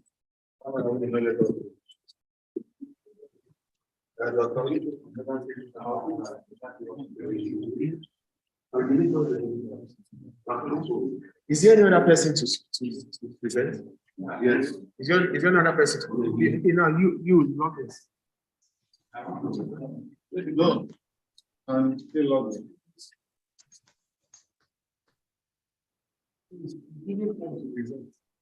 Let them use one.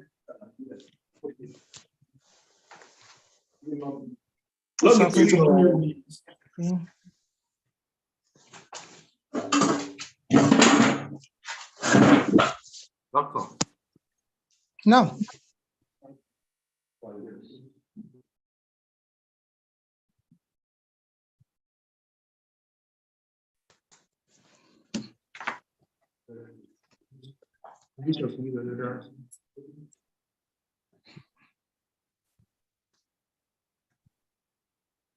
Just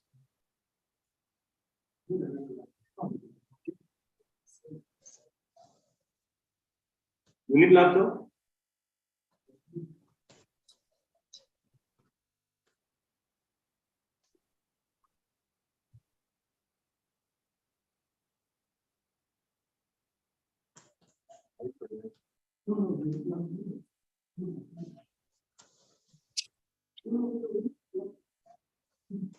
Oh gosh.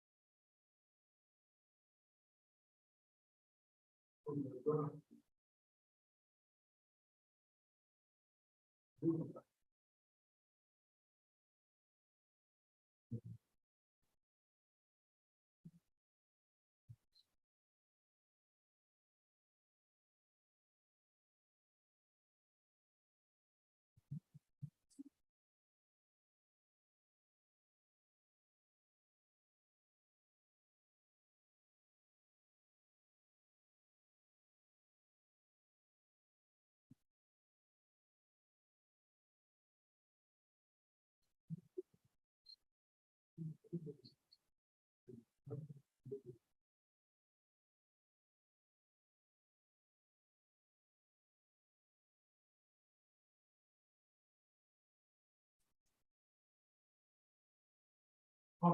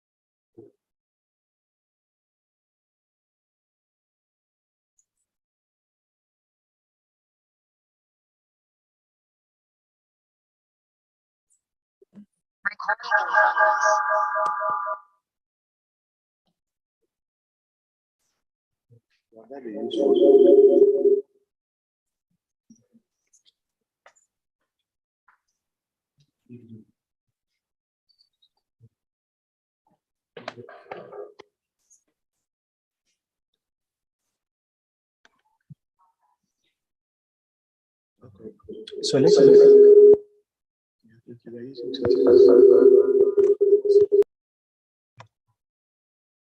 Can he share the screen? this is one.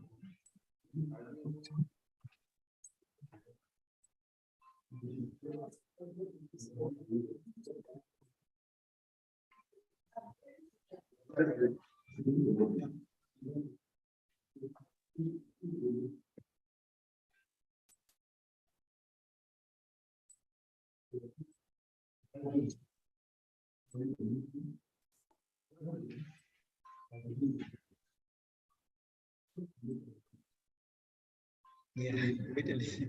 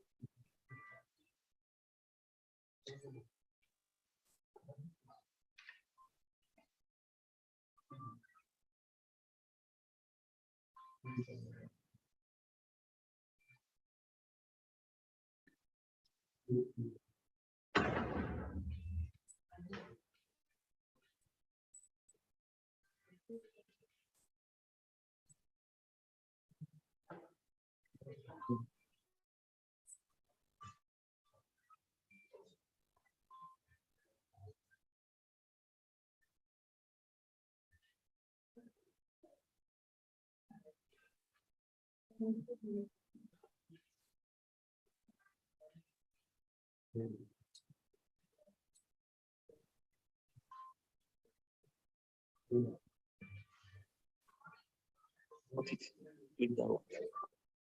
It's okay. I'm not like it.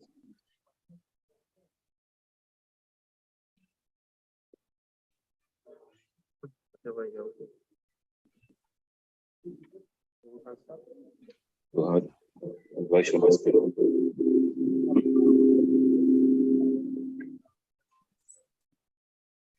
It's muted.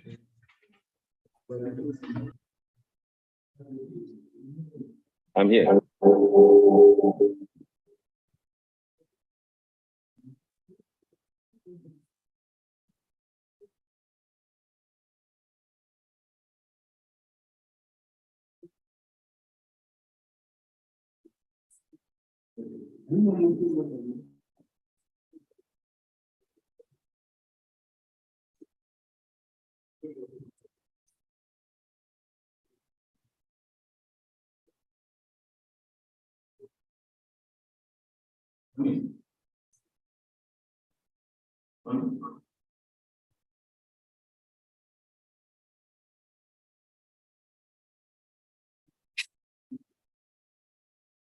You go see the screen. Relax.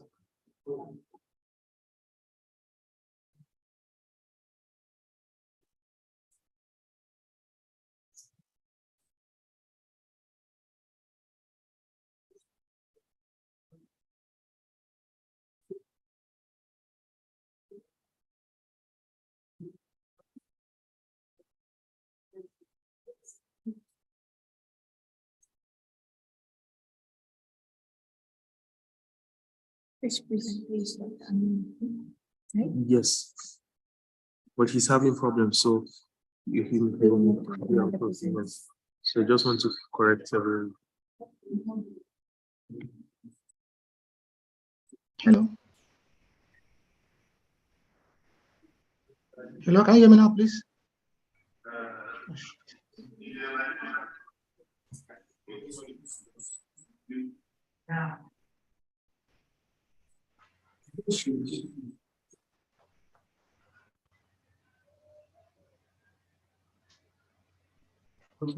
So are you ready to begin? Yes, I have. Okay. Share your screen. You have disabled my screen sharing.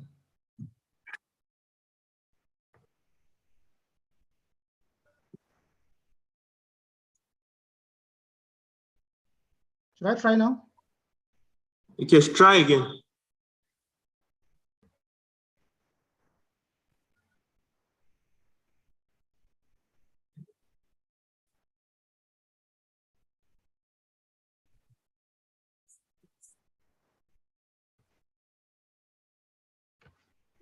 Try again. Try to share your screen. Yes, I am trying now. It's not coming up.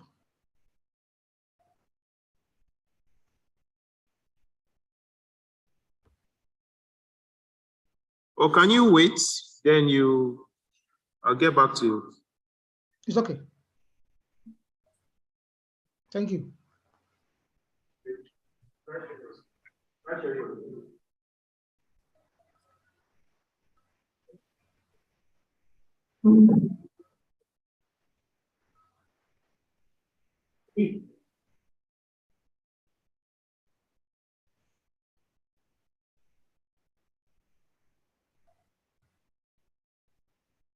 Where are you? I can't see you. Yeah, I've seen you.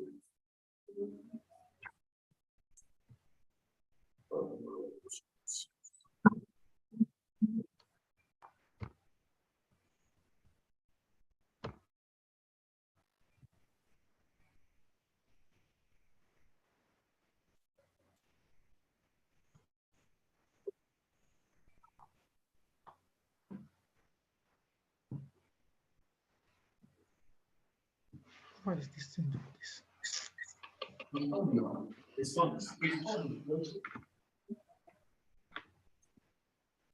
Okay.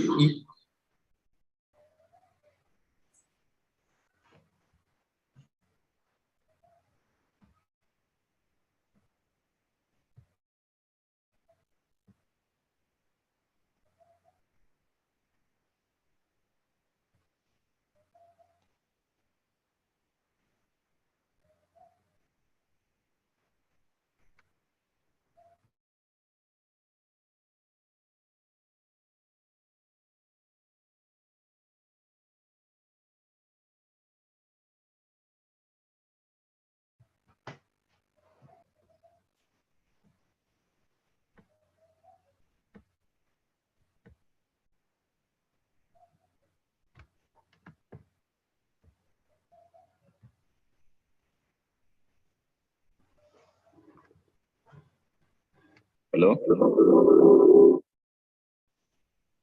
Okay.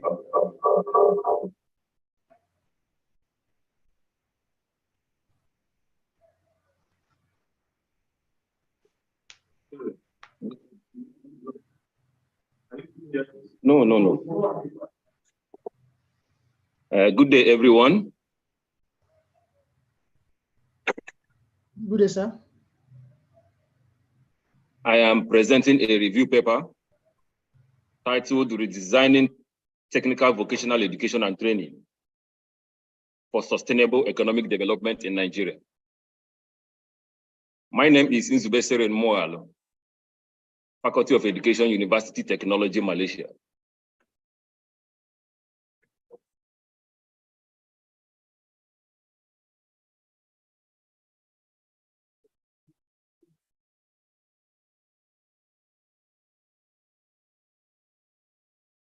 We all know that Nigeria is endowed with human and natural resources. and is one of the most populous countries in Africa.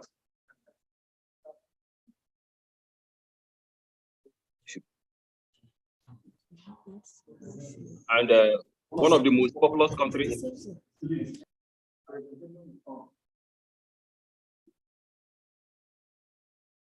But the country is bedeviled with several problems.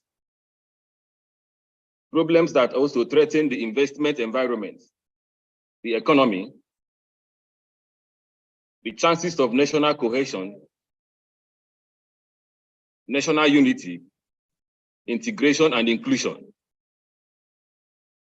It is no longer a news, or it is not new, that youth unemployment is a key contributor to the rise of violence and criminal activities in the nation. However, technical and vocational education is seen as a kind of education needed to reverse the rising unemployment rate in Nigeria, just like it was done in other developed nations.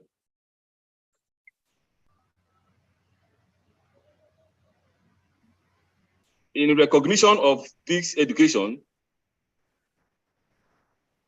Nigerian government reiterated their commitment towards developing this education for national growth and to train manpower that will sustain the economy. First in 1971, when the national policy was introduced, then revised in 1981, then 2004, and then 2014. However, this type of education has not been given sufficient attention as it needed by our leaders and politicians. Though it is everywhere, but I see it as a rhetoric because there is no commitment. As a result, the goal of this education has not been maximized. Consequently, the nation is in a bad shape: economic downturn, instability, too many vices, criminalities, bandits, terrorists. Unemployment rates are very, very high. Against this backdrop, technical vocational education program in Nigeria needs to be redesigned so that the graduates can generate so that the graduates of this program can acquire functional education, can acquire skills that will enable them to stand alone and compete in a global society. By so doing, unemployment will also be curbed and the poverty will reduce in the nation. According to the National Policy on Education of Federal Republic of Nigeria, TVET is defined as those aspects of educational process that involves, in addition to general education, the study of technologies and related sciences, and the acquisition of practical skills and knowledge relating to occupations in a wide range of economic and social contexts. We will also look at sustainable economic development. Sustainable economic development is defined as the preservation and sustaining of such a rising rate of economic growth to meet the goals of economic development or development in general. The development of any nation is a crucial element or component of sustainable development. And economic growth can be achieved when a nation invests on its citizens. And in investing on people is investing in education. And TVET is one of these educations that can be invested in to maximize economic growth, and to also improve the potentials of the people.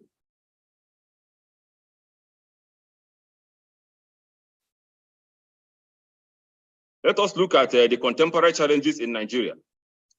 First, according to the data released recently by National Bureau of Statistics on Multinational Poverty Index study, we discovered that 63% of Nigerians, amounting to 133 million of people, are multidimensionally poor.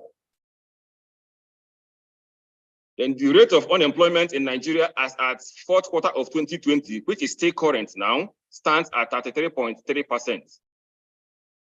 Then the rate of underemployment in Nigeria as at fourth quarter of 2020, which is still current, stands at 22.8%. The rate of unemployment as at 2020, which is still current to date, I mean youth unemployment, from the ages of 15 to 34, stands at 42.5%, while the youth underemployment stands at fourth quarter of 2020, which is still current, stands at 21.0%. There is also volatile GDP growth rate from 2015 to 2022.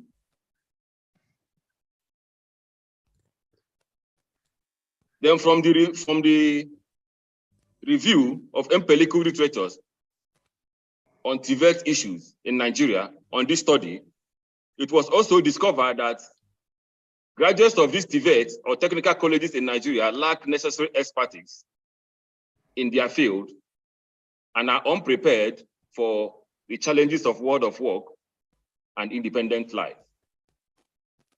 The graduates of these TVET lack employability skill, and more training is required to help them obtain such skills. The technical college curricula are both insufficient and out of date in terms of providing students with appropriate up-to-date skill necessary to deal with Nigerians' current technological issues and unemployment.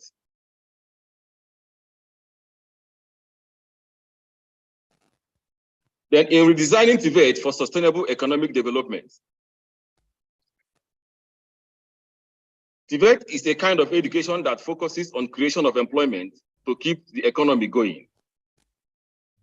Then from the statistics, unemployment is primarily the problem that is responsible for rendering young people unproductive when they should be in their most productive age, leading to high rates of insecurity, unsteady GDP, unstable economic development in Nigeria. Also, in consideration of the results of the reviewed literatures in this study, unless TVET is redesigned and made operational, the rate of unemployment in Nigeria would continue to rise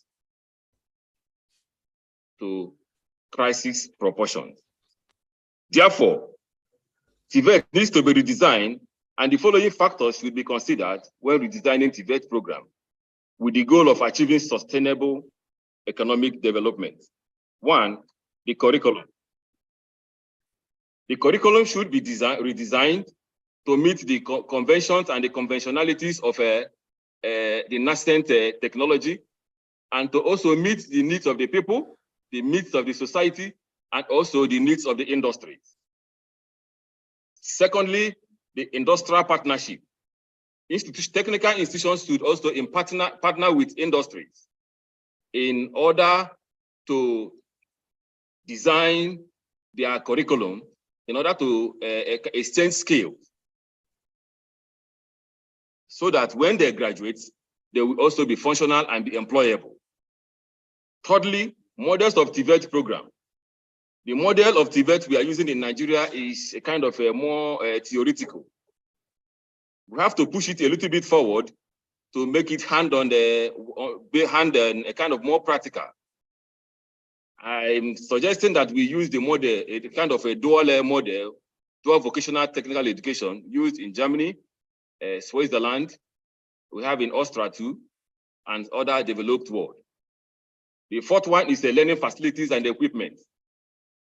If the facilities are, because according to the principles of TVET, what the students are supposed to use in the workshop should be a replica of what they will see in the industry and in the world of work. If the facilities are upgraded to that level, the students, the graduates will not find it difficult to adapt and cope with the conventionalities in the society. Then the last one is funding. The structure of a funding should be a kind of, this method of funding should be restructured to include the private sectors and the individual. It is also discovered that maybe the government alone cannot sponsor a kind of fund education. So it has to be a kind of structured so that we include the private sectors and individuals. In conclusion, considering Nigeria's unstable economic development and country's ongoing struggle with unemployment and underemployment, as well as the high prevalence of criminality, banditry, and other forms of violence and poverty, etc. In addition to the findings from the literature review in this study, there is no doubt that TVET is failing in accomplishing its purpose. Therefore, there is need to redesign TVET to address these challenges, especially graduate-related unemployment. Moreover, government should critically, as a matter of urgency, invest in human capital development through education, particularly TVET. Further studies is needed on this study using either quantitative or qualitative risk approach. Thank you.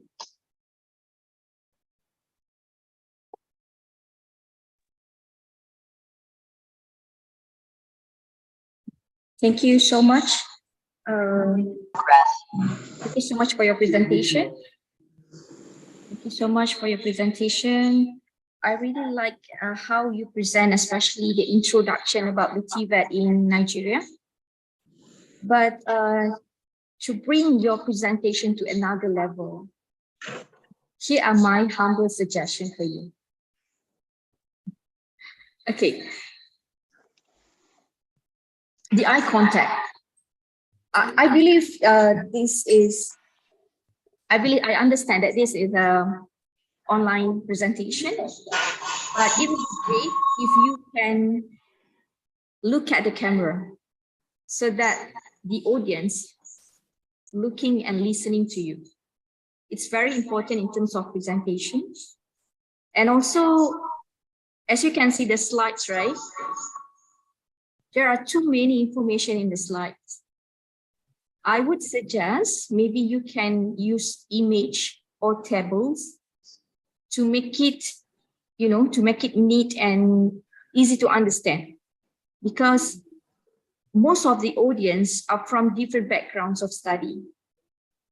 And when it comes to presentation for different background of research, it would be great if we can use layman words instead of bombastic words so that more people can relate and understand our research.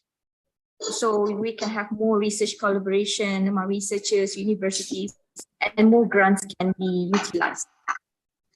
So the suggestion would be, it would be great if you can explain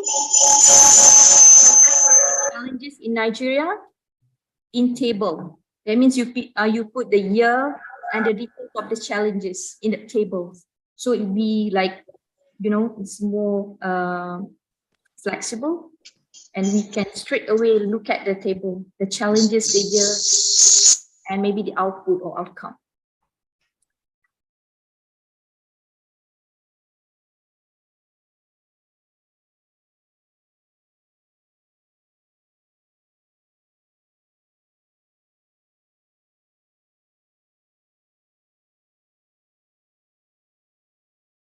Okay.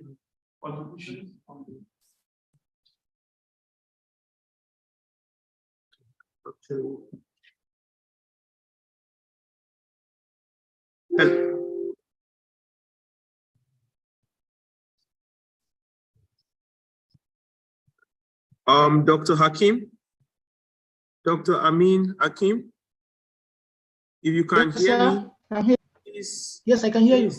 Please, okay, you are next. All right. Let him stop sharing screen first. Okay, so remove your sharing from your screen.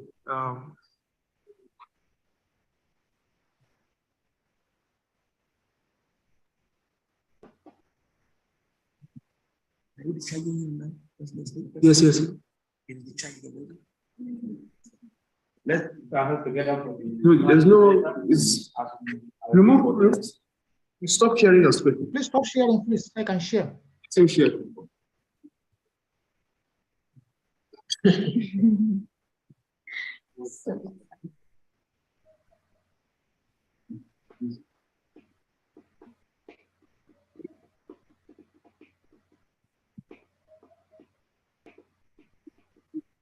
Can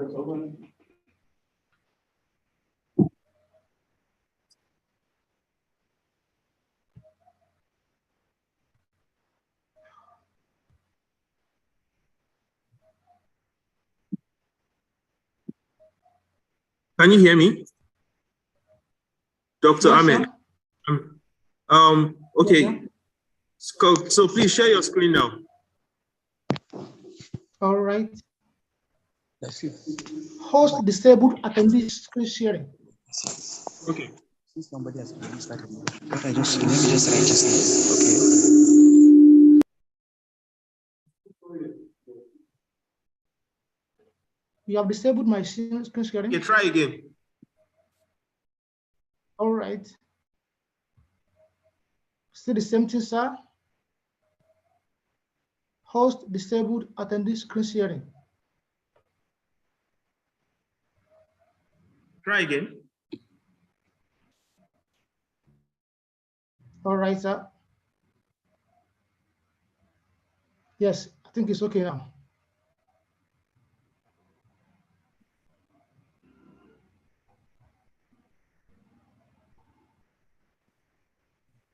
Okay, we are waiting for you. All right, sir. We are waiting for you, Dr. King. All right, sir.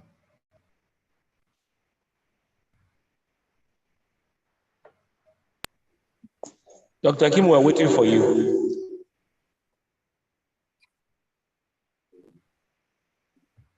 I'm still, I don't know why I'm finding it hard to share screen. What's happening?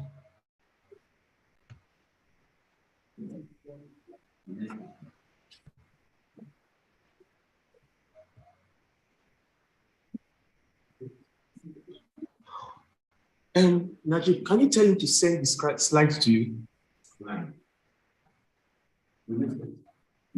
You send the slides to Najib. Okay. Pardon? Can you send your slides to Najib so that we help Okay, you I've sent you, right? Yes, talk to her. Thank you very much. Send that slide. This thing. Can we ask the next person? Your phone. Turn it off. Your mic, turn it off. It was on. Sent. Okay. Okay. Who is the next person? Dr. Esibon. Where is she? Or where is he? Hello, Dr. Esibon. I'm available.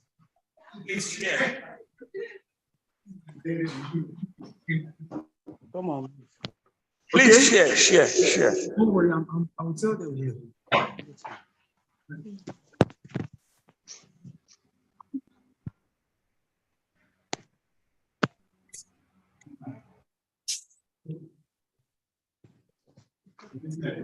Please, can you share your screen? Or do you have a slide to present? Dr. Isibo? Yes. Do you have a slide to present? No, no, but I sent my full work to the organization email. So are you, do you Hello? You mean you don't have a slide? Yes, sir. I'm sorry for that. My laptop is not available, sir. Okay, please, can you present your work this way? Okay. Good morning, the chairman, the organizers, all the participants. I am Dr. Isibo Angela from Delta State, Nigeria.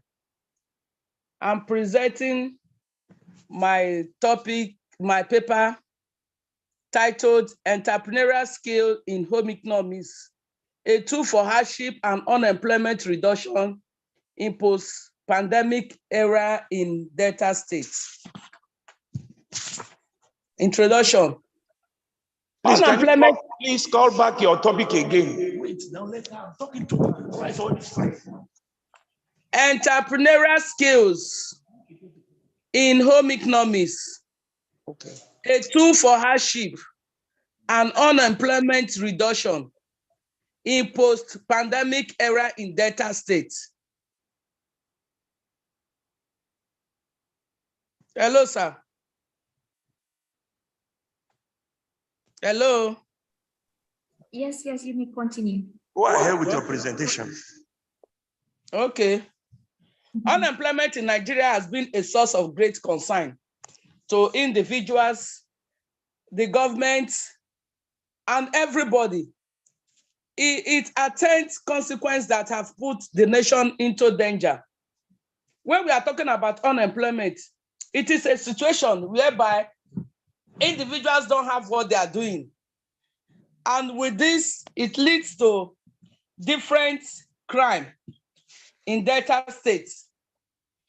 Then, to reduce this unemployment and hardship in Delta states, home economics education and entrepreneurship will go a long way.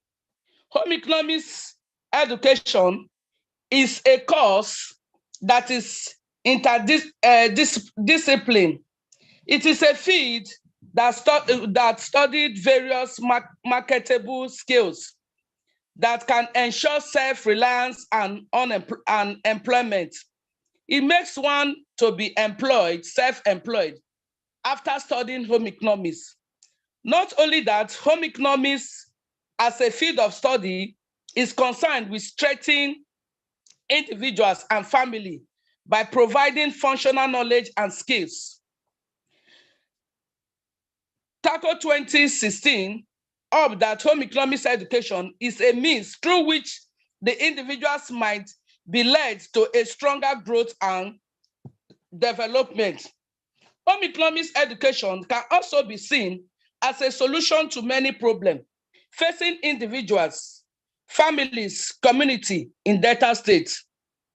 Then when we are talking about unemployment, you see that when individuals study home economics or acquired any area in any aspect of home economics, the person can be self-employed. Therefore, the solution to the individual's problem can be solved to an extent. Also, I went further to state the areas in home economics that one can acquire skill to be self-employed, to reduce hardship and unemployment for post-pandemic era.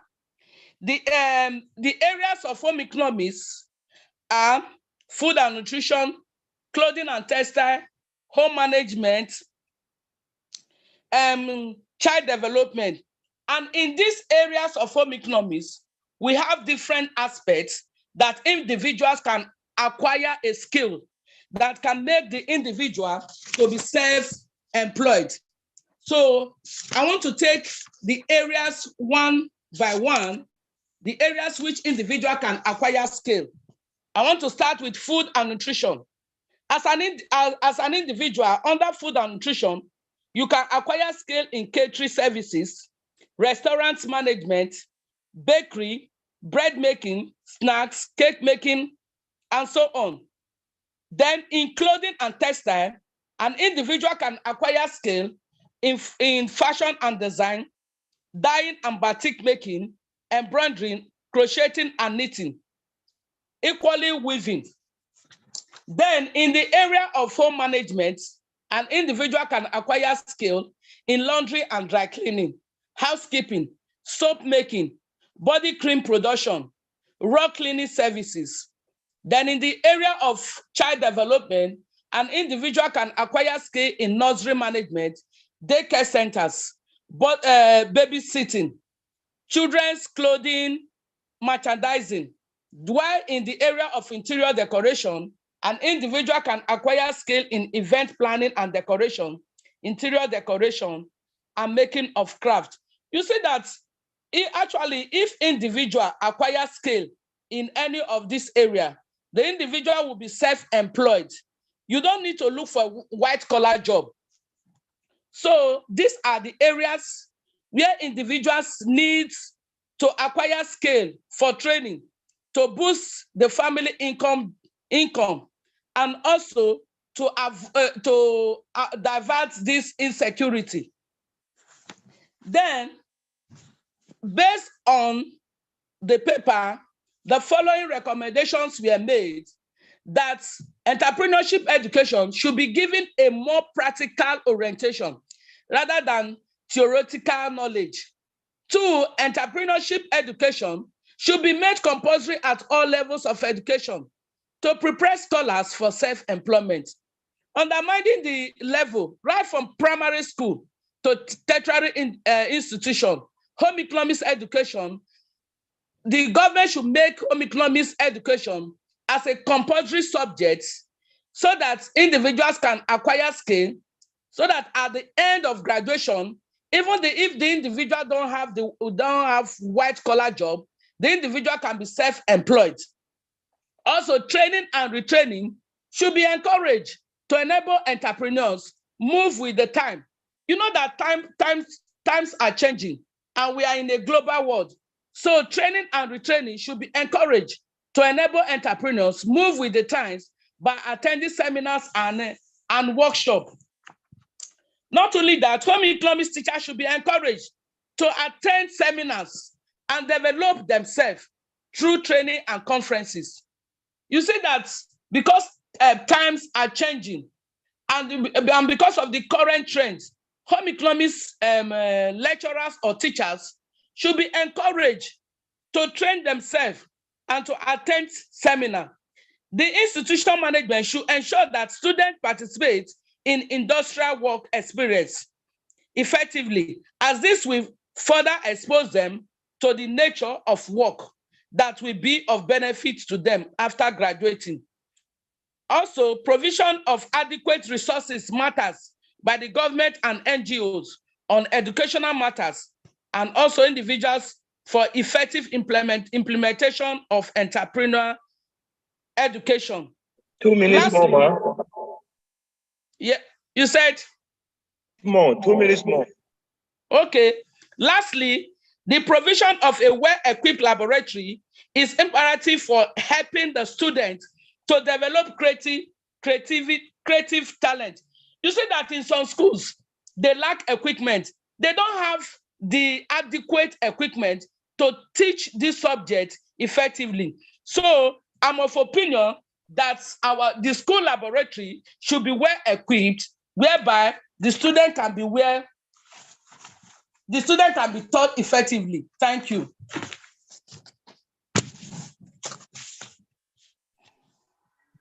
Okay, thank you so much, Dr. Isibor, for your presentation. All right.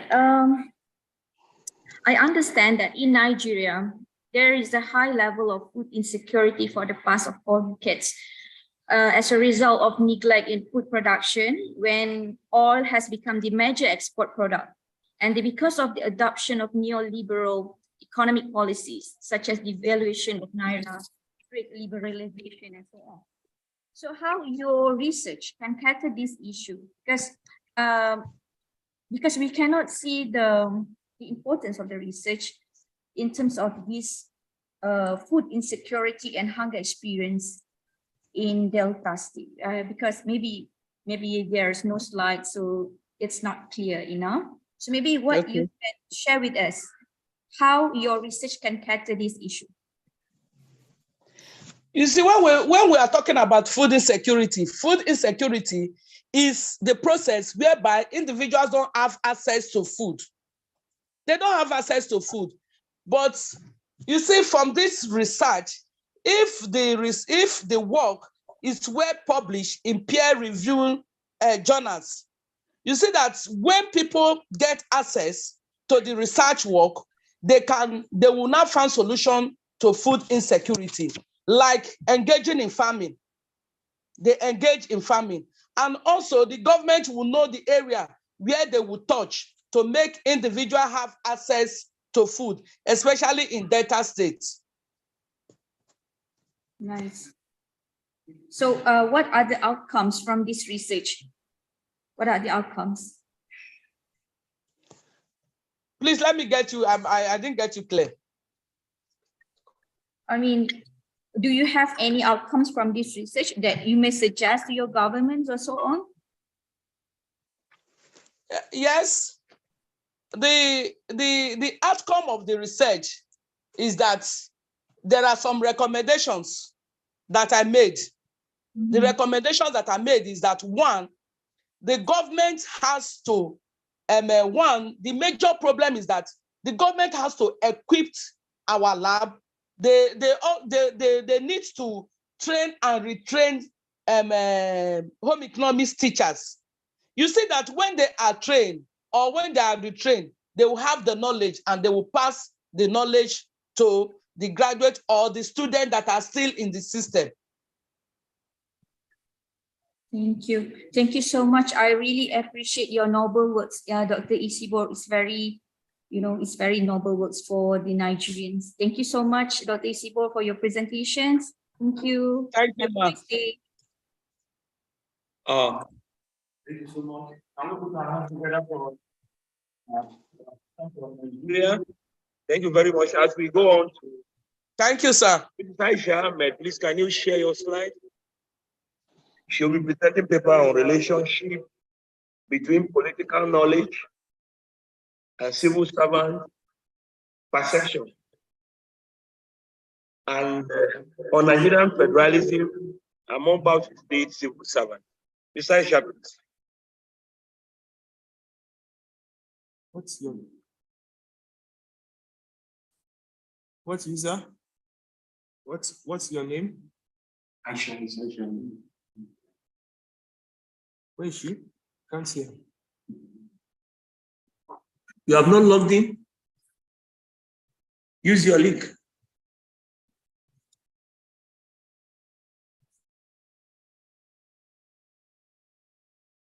You can carry your laptop. I can't see you. Log in from the email we sent to you. So where is your Zoom? Is your Zoom on? Can I come in now? Or should we wait? Okay, I think go on. You can present. Okay, thank you very much. Sorry for delaying you all this while. I'm very sorry. It's been network. My name is Amin Akim. I am looking at how to achieve the required peace in our country through the use of language. And here, what I'm arguing about is that there's this need to introduce intercultural communication into our school curriculum in such a way that students at all levels will be able to appreciate one another's culture. Because it's a different thing to know how to speak, whether English or Yoruba or Hausa. It's another thing to be able to understand the culture of your interlocutors, of your co-interactants. So in this paper, therefore, I am arguing that whenever two or more people meet, there's need for communication, because it has to do with the exchange of ideas or feelings among each other. However, it becomes more complex whenever we communicate with people of other culture. Culture here means people who do not share our maybe the same value with us, the same customs with us, or the same knowledge of life with us. So now, whenever we don't communicate with these people, what do? We have the kind of how to understand what they are trying to pass. We have problem of how to understand the meaning they are trying to pass across to us. And sometimes we fail to appreciate their own cultural differential. And this usually leads to conflict among us. So in order now to minimize this kind of conflict, I am now arguing that there's this need to bring into our curriculum intercultural communication, so that people will become competent in other people's culture, in how to appreciate meaning, in how to read meaning to what people say. Recently, there was a case of a girl in a certain Nigeria who was fatally killed due to some utterances. I want to believe that perhaps such a girl did not have competence in understanding the culture or the culture of the people where she was. That was why she uttered such reported statement. If such a girl or such student had been exposed to how culture differential could ignite conflict, and how in such a way that she will control herself from saying those things that will annoy other people, perhaps such a thing might have been averted. So my argument in this paper, therefore, is that because if we introduce intercultural communication into our curriculum, people will become mindful of what they say. That's one thing. And also, they will appreciate other people's culture. And they will not see the differences as being dangerous again. They will see the difference as something that can even foster communal relationship among themselves. So if we try to achieve peace in our country, it's not a matter of using gun, because in most cases, conflict begins with word of mouth. So you say something that is not palatable to other people, and then they react to it, then it becomes conflict. So before you know it, it becomes a kind of a big for us, complex, and then we are able to control it again. People begin to kill, to maim. But in order to now control this, we should be able to, from the cradle, from the outset, control what could lead to it, utterances. So if people are equipped with knowledge of people's culture, with how languages differ, how languages function, then I believe we will be able to minimize these conflicts that could have occurred through word of mouth. So now, and by that, it will lead to what we call peaceful coexistence. That's one thing about that. And also, it will also help us to remain open. Because now I know that even though I speak different language from yours, I will not be judging your own language by my own standard again. This knowledge will help us to see that everybody's standard of culture is correct and is good. So we have to now adapt to it, accept other people's culture and their language and their way of life, and see them as also being superior as our own as well. By that, we will be able to see ourselves as brothers and sisters in the country, and peace we are yearning for will be established, because we have to interact. That's one thing about it. We cannot do less than 3 minutes with each other. But in order to avoid conflict, we have to be careful with what we say.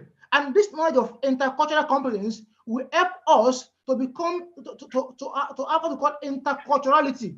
That's one thing about it.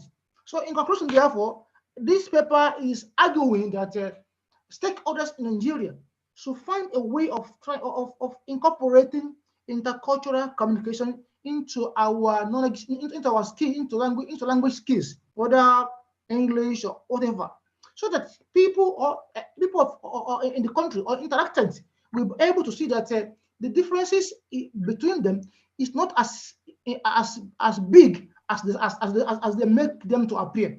Thank you very much. Okay, thank you so much, Dr. Amin Akim.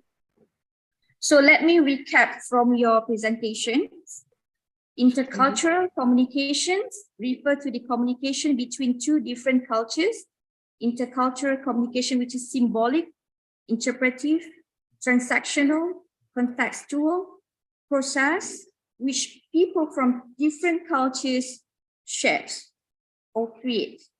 Anyway, Dr. Amin, there are 4 principles of intercultural communications: language, culture, lingua culture. Second is intercultural remediation, channels and communication, and also subconscious elements in communication.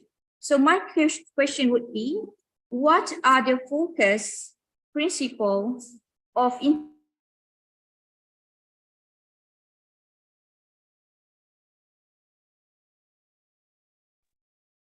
You again, you have moved yourself.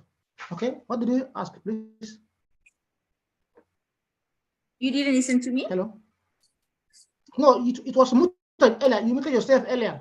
Oh, okay, it's okay. I say it again. Thank you so much for your presentation, Dr. Amin Hakim. Okay. The last part only. Again, you have gone again. You have muted yourself again.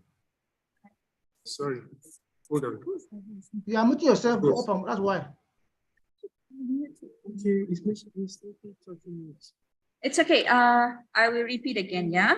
So thank you so much, Dr. Amin Hakim. So let me recap some of your presentations. Intercultural communications refer to the communication between people from two different cultures, right? So intercultural communications should be symbolic, interpretive, transactional, contextual process, which people from two different countries create and share meanings. So anyway, Dr. Amin, there are 4 principles of intercultural communications, which the first one is language, culture, and lingua culture. Second one is the intercultural mediation.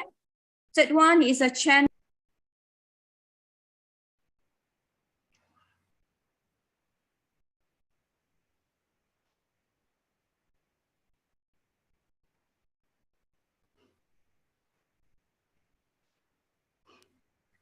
Sorry, the host mute me.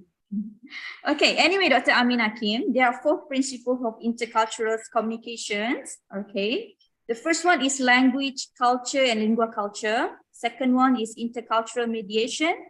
Third one is channels of communications. And fourth one is the subconscious elements in communications. So my question would be, what are the focus principles of intercultural communication in your research? What are your okay now?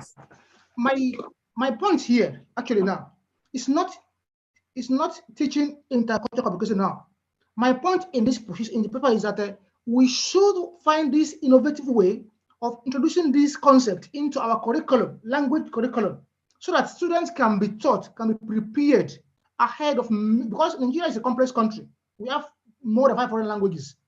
So now, but we see the differences as being dangerous. No, my point here is that we have to introduce this concept into our linguistic curriculum now in the country, so that learners from the first level will be able to see that the other languages, even though they are different, they are as important as our own language as well. That's my point in this paper. You can see now, I am not designing intercultural communication curriculum yet. I am trying to argue that this concept should be introduced into our linguistic curriculum, whether English curriculum or whatever, so that learners will be able to appreciate other languages as well and culture as well. That's my focus there. A nice suggestion from you. So thank you so much, Dr. Amin Hakim. Looking forward to read more research from you. Thank you so much, Dr. Amin. Thank you very much.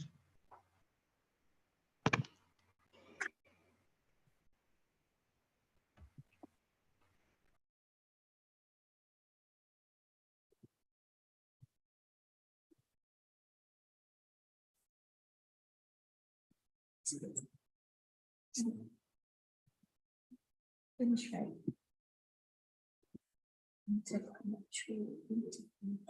Are you on now? Why did she go off? She was on. Yeah, her network is not working. We are logging out the exit.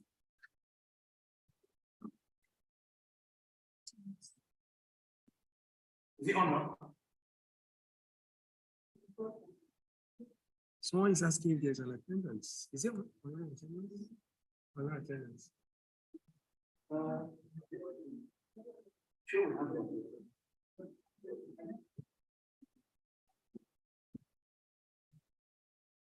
Are you joining now?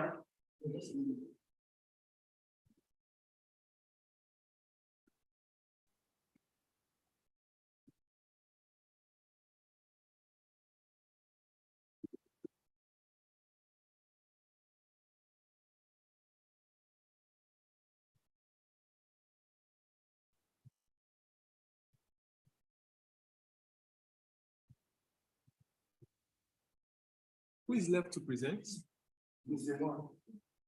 Just 1, 2, 3. That's who else? Is there anybody online? If you are to present online, just type in the chat. You are yet to present online, just type in the chat. Okay. Okay. If you are yet to present online, please type in the chat. So you.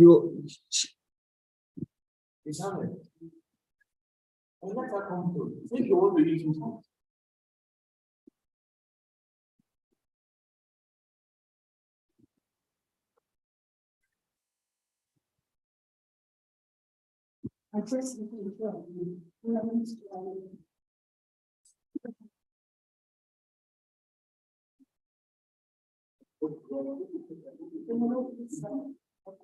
So unmute yourself and start your presentation.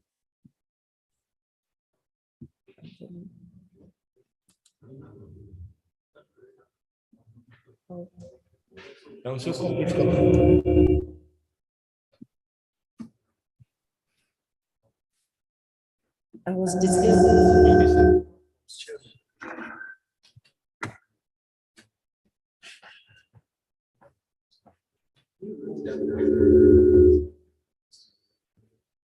This one.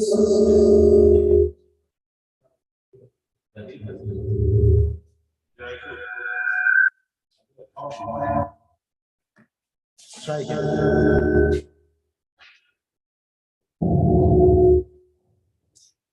Try again.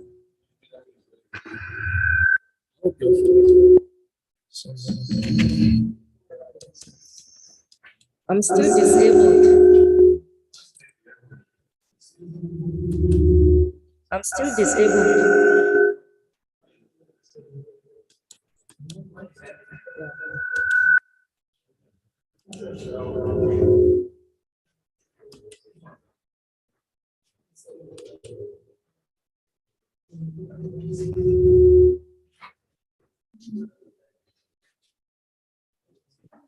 I can see your screen.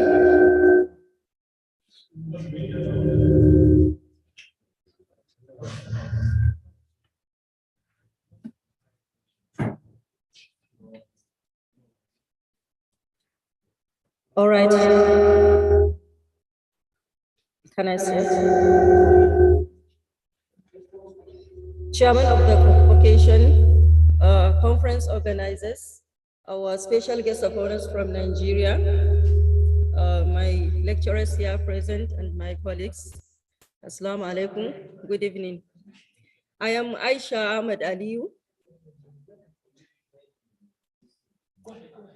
I'm Aisha Ahmed Aliyu from Department of Government and Civilization Studies, Faculty of Human Ecology, University Putra, Malaysia. I'm a master's student currently in UPM. The title of my presentation is Relationships Between Political Knowledge and Civil Servant Perception on Nigerian Federalism among Bauchi State Civil Servants. This is the outline of my presentation. Now the introduction.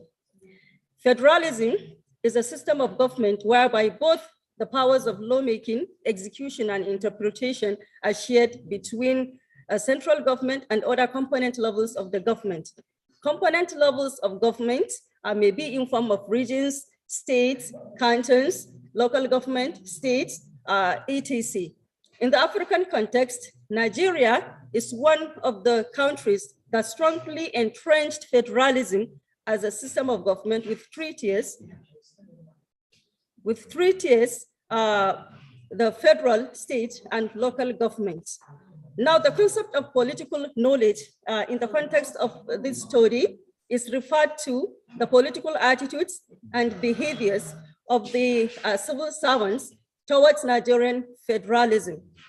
Nigerian federalism is very unique in its feature because of the constitutional division of power between the central government, i.e. federal government, and the 36 states and then the 774 local governments. Now the problem statement. It is evident in Nigeria that poor intergovernmental relation between the state and federal government have affected the level of political knowledge of the civil servants' level of perception regarding Nigerian federalism. The functions of the let's say the federating units are frequently misunderstood by the civil servants and making themselves feeling inferior from their counterparts working at the federal government level and not knowing really the importance of the federating units under this arrangement. Previous studies focuses on problems and prospects of federal system of government with secession threats and other studies related to that. With regards to this, despite all the challenges identified by many researchers, there was no study so far on relationship between political knowledge and civil servants' perception among civil servants, especially in Bauchi State. Therefore, this study will fill in this gap to examine the relationship between political knowledge and the civil servants' perception regarding Nigerian federalism. Now, this is the objective of the study. The objective of the study is to examine the relationship between political knowledge and civil servants' perception on Nigerian federalism among Bauchi State civil servants. These are the research hypotheses. I will just pass because of time constraints. These are some empirical studies and the literature review. Going by the literature reviewed, so many researches pertaining to federalism linked political or linked just knowledge only, not political knowledge, attitude and perceptions with regards to civil servants' understanding basically on federal system. Now, political knowledge, according to some scholars, can have two dimensions: political factual knowledge and political structural knowledge. The study employs political theory of federalism in order to have a clear understanding of the phenomenon. The political theory of federalism provides solution to anything political problem. As we all know that the federal system of federalism is there in order to, is being operated in order to solve problems of plurality in especially a heterogeneous society like Nigeria. Therefore, federalism is seen here as a political problem which can be solved through intergovernmental relationships between the federal, state, and local government in Nigeria. Now, this is the methodology being employed. This research is a quantitative research with cross-sectional research design. The study location is Bauchi State, Nigeria, and the accessible population of the study is 39,621. The sampling design used is probability sampling. Actually, 3 stages were involved here. Is a multi-stage sampling. First, there was a sampling because we have 12 ministries for Bauchi State. So out of the 12 ministries, 4 out of the 4 ministries, we are selected by using simple balloting. Then the second stage, departments in each ministry, we are also being selected by using same simple balloting technique. Then lastly, simple random sampling was used in order to have the clear, since we have the sampling frame, in order to have the clear numbers and names and everything pertaining to these respondents. The sample size was being drawn by using Kretschy and Morgan table sample size of 1970 table size of sample population. According to Kretschy and Morgan, a population of 39,000, like this one, can be 380, and scholars argue that 10% can be added so that can be taken care of outliers and some missing data. A structured questionnaire was used and is self-administered. And the process of the data analysis was done using ICSESS version 22.0. Descriptive and inferential statistics was used in the analysis. Now, this is the result of the reliability analysis. According to scholars, these results of the reliability, 0.836.95, 9.27 are considered reliable to show that the instrument can measure the construct. Now, these are the results of the demographic characteristics of the respondents. age, gender, and level of education. The middle-aged are considered being important in this research, and they also have certain level of education as regards to the Bauchi State civil servants.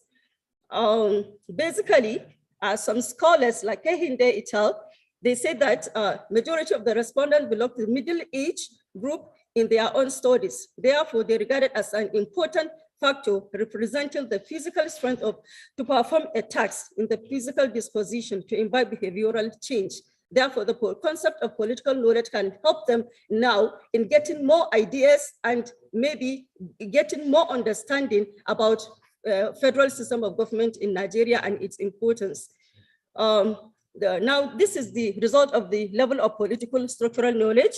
Based on this diagram, it is presented in frequencies and percentages because it's a descriptive statistics. This shows that 58.8% of the respondents exhibited a high level of political structural knowledge.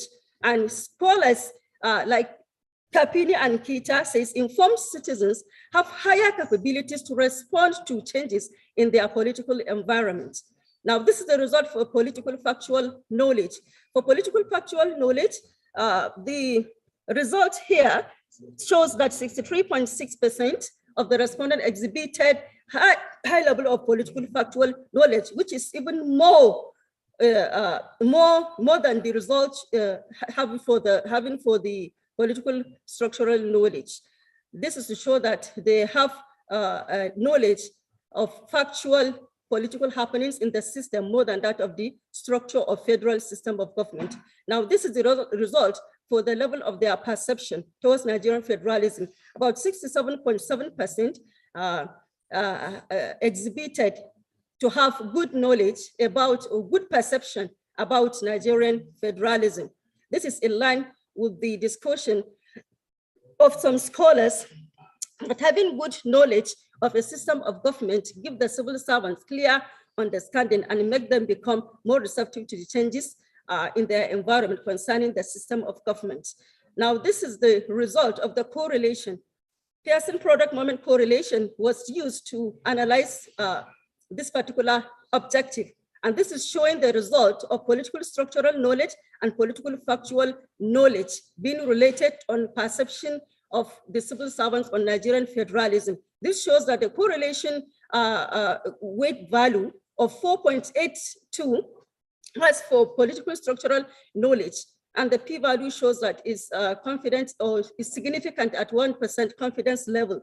And also the result for the political factual knowledge can be regarded as positive and strength relationship of 0.7.08, and therefore it has strong relationship.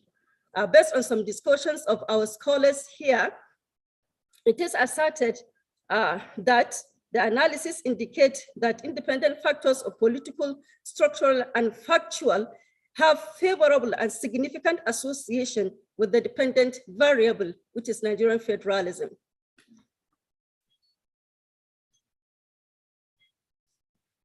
Now, in conclusion, the exploration of vital information from citizens such as civil servants on their political knowledge, as well as their perception on the nature and system of federalism practice in Nigeria, will go a long way in guiding the government and policy makers to educate other citizens concerning Nigerian federal system and how it operates.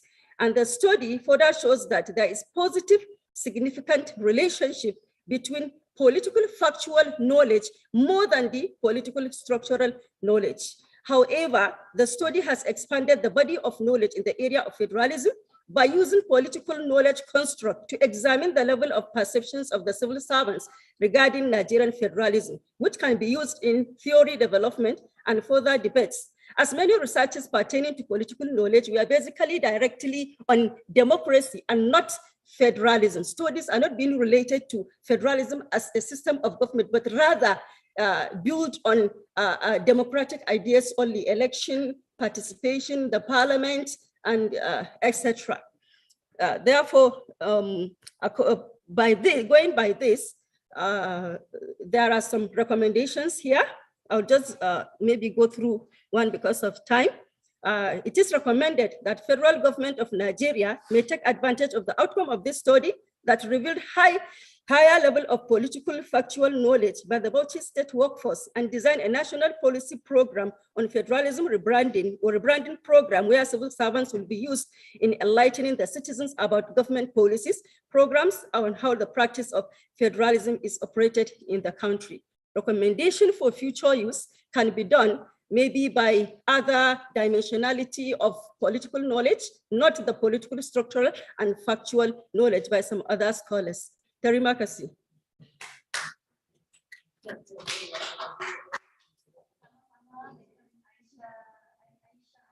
Okay, thank you so much for your presentations. Thank you, ma'am. I really like how you present, especially the explanation on the methodology. Thank you, ma'am. Yeah, because methodology is important part so that the audience know how you conduct your research. Yeah, so to all presenters, please make sure that you understand and how you explain your methodology to your audience, because this is really important part. Okay, I also love the population of respondents in your research, which involved 36,000 plus of civil servants. So congratulations on that. Thank you so much. Yeah, and then to bring your presentation to another level, Madam Aisha, here are my humble suggestions for you. Okay, maybe you can simplify and put the results in table. And maybe you can share some pictures of your research, because this is a great research. It involves many people of civil servants in Nigeria. So it would be great if you can share some pictures in your slides, because people are waiting for them. And then when it comes to presentations, you have to concern about the hand gestures, the eye contact, you know, the content is good enough. But if you can improve in terms of the presentation skills, I think it would be great for you.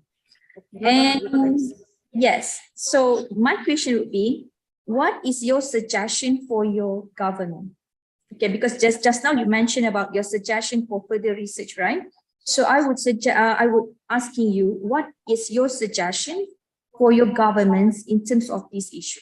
Yes, my suggestion for the government is that the civil servants, my respondents, being one of the important part of policy making programs in the state government, is for the government to ensure that the civil servants are being given the necessary importance to be part of the policy making.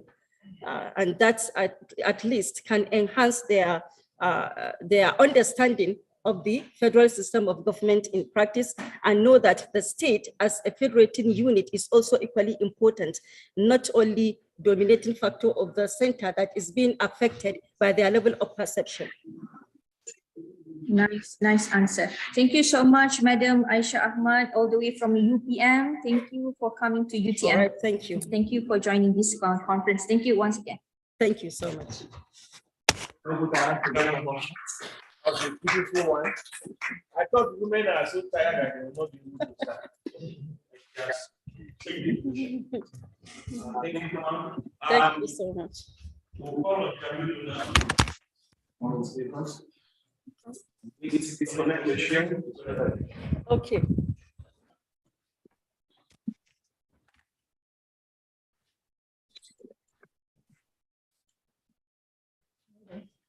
Thank you. Thank you, Doctor. Thank you so much. Thank you so much. You really helped me. This network would have messed up all my things. And I didn't even think of it since she was disconnected. I didn't think of this thing because it was working before it when it comes to my presentation. I didn't think of it. Yes, without further ado, actually, I would. So what happened to me? I actually missed. So please put on your mic. No, the mic. I will. Don't see. Continue.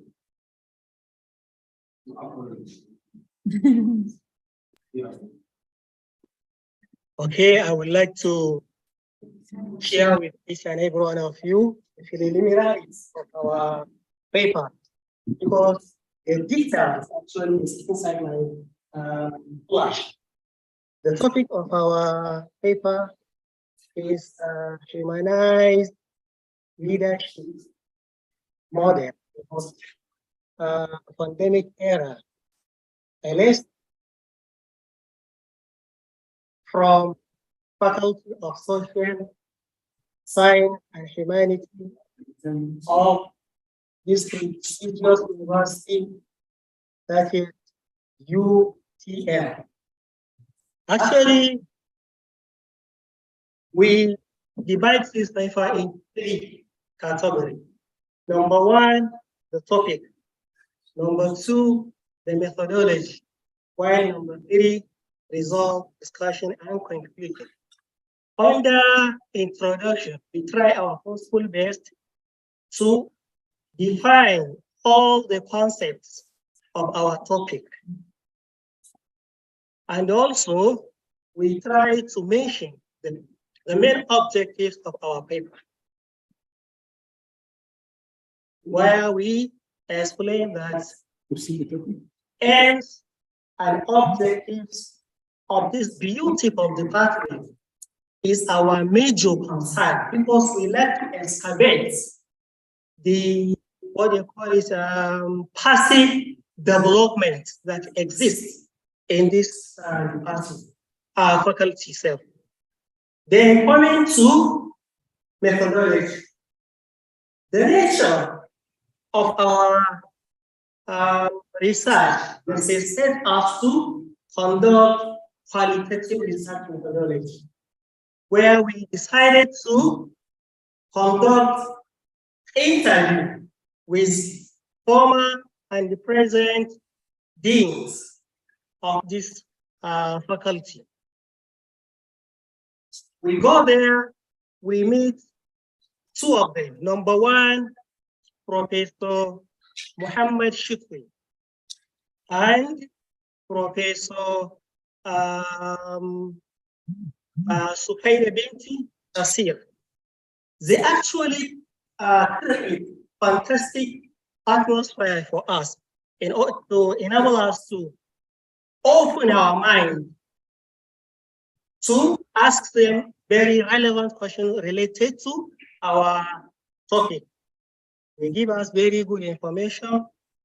We recorded it. After that, we sat down.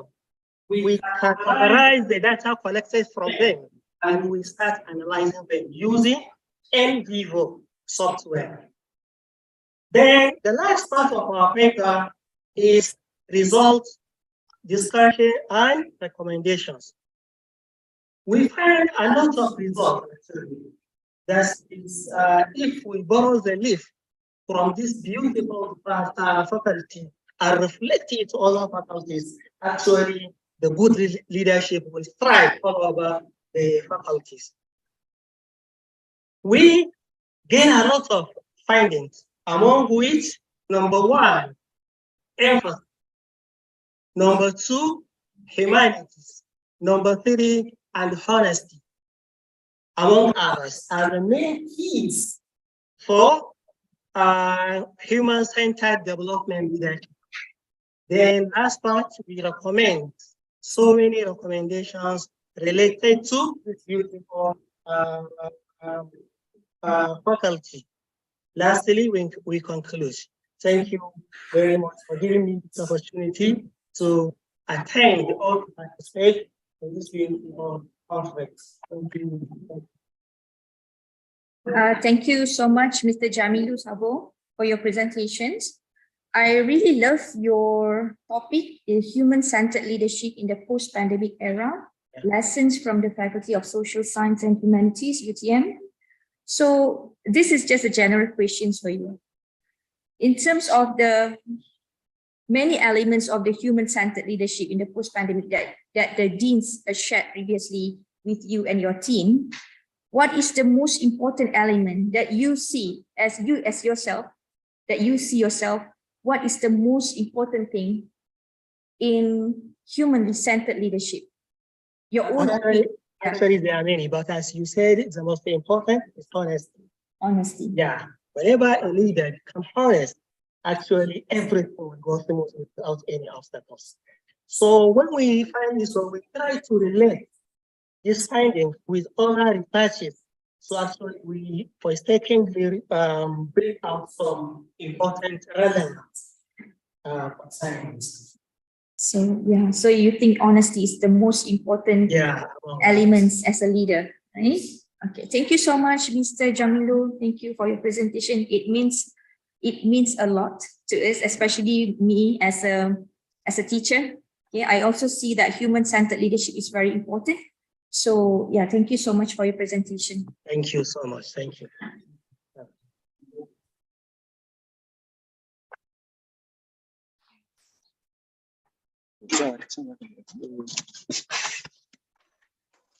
Very much.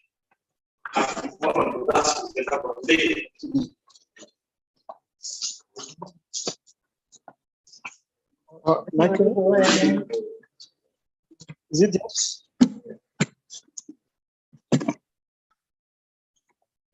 Good afternoon, all. I stand on the existing protocol.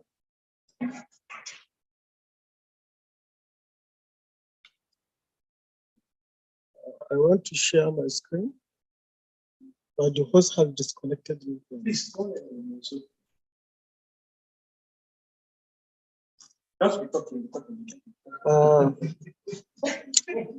I would like to present my paper titled Inquiry into Competence Development of Accountancy Trainees in Nigeria. The objective of the paper is to investigate how accountancy trainees who are working with audit firms acquire competence via informal learning training. Based on the peripheral legislatory, we examined and interviewed line managers who are training. What is the name of the person? The accountancy trainees who are working with one of the big four audit firms in Nigeria. Is it Kabir? Yes, Kabir, yeah. Okay, you can share your screen now.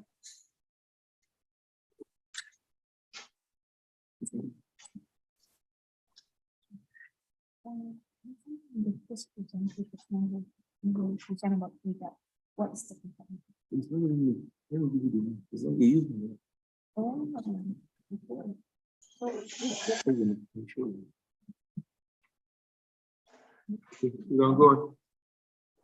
As I told you earlier, the title of the paper is Inquiry into Competence Development of Trainees at your Workplace in Nigeria. The introduction. The International Federation of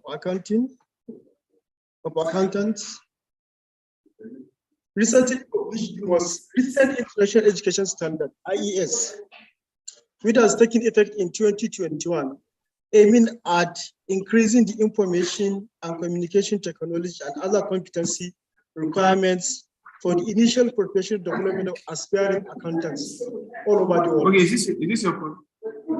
According to Alderman, 2021 said that the inclusion of such technologies align with the professional expectations, as well as the international education standards, standard number 3, enhance emphasis on ICT core competencies. As a result, there is a high expectation on freshly graduate accounting students to acquire competence for 3-year training. It is a mandatory for professional accountants before they become competent to go on training, 3 years training before they become professional qualified chartered accountants. So, to get, despite the International Framework of Accounting Competency Flight, little is known on how competency framework is applied in the training of professional accountants in Nigeria. Questions relate to how those trainees undergone their training are often unattended in the literatures.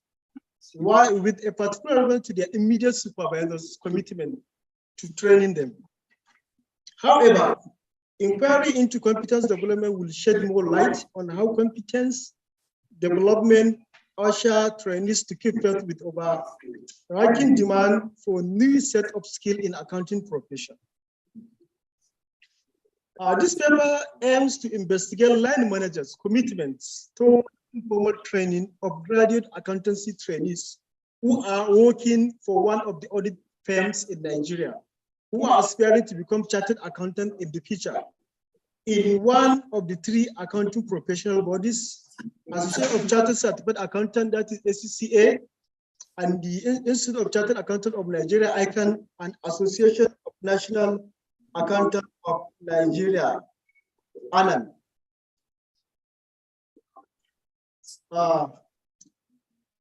The formal practical experience requirement for accountancy trainees to evaluate the importance of informal learning and the process of how trainees learn in the workplace settings, as well as who can exhibit a variety of work-relevant skills and competence in addition to the technical knowledge and competencies of their era.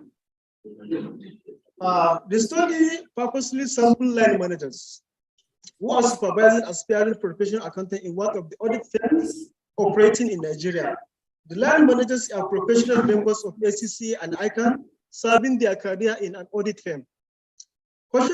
Their coaching and training were deliberated. Views of the respondents were also recorded. The study conducted focus group discussion with 4 line managers. Individual interviews were also conducted with each targeted respondent at different intervals and location. Using MBO software was used to analyze the respondent opinion and reaction. The recorded data were transcribed and coded theoretically.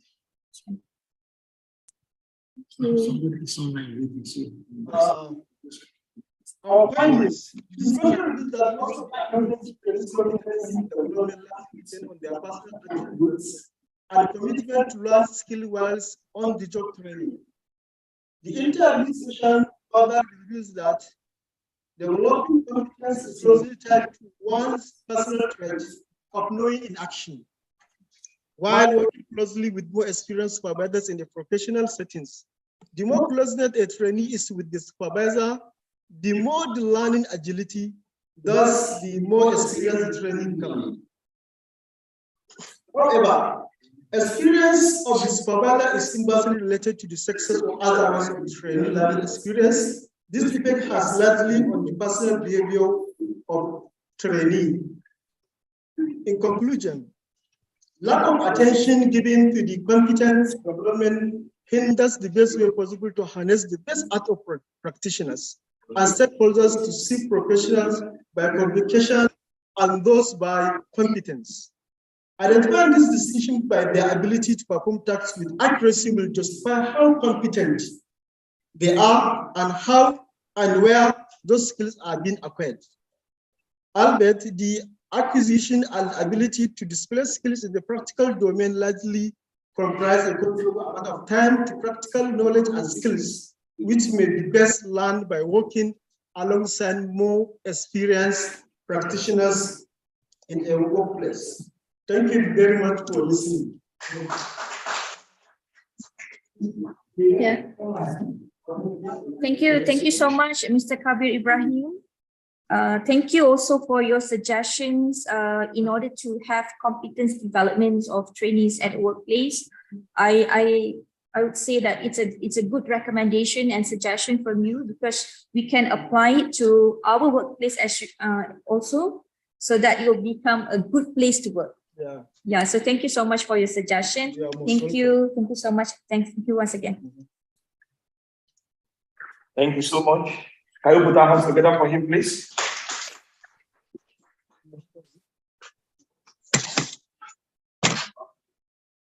Mohammed Umar, we are online. Please share your screen. Yes, we are waiting for you.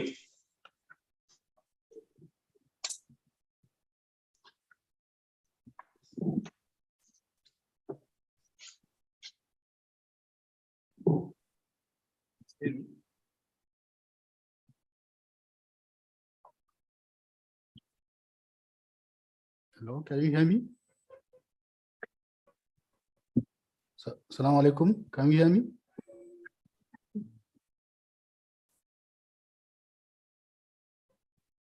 Hello? Hello? Can you hear me? Yes, yes, I can hear you. Go ahead. You have 8 minutes. Now? Go ahead. You have 8 minutes. Please go ahead. Okay, 8 minutes.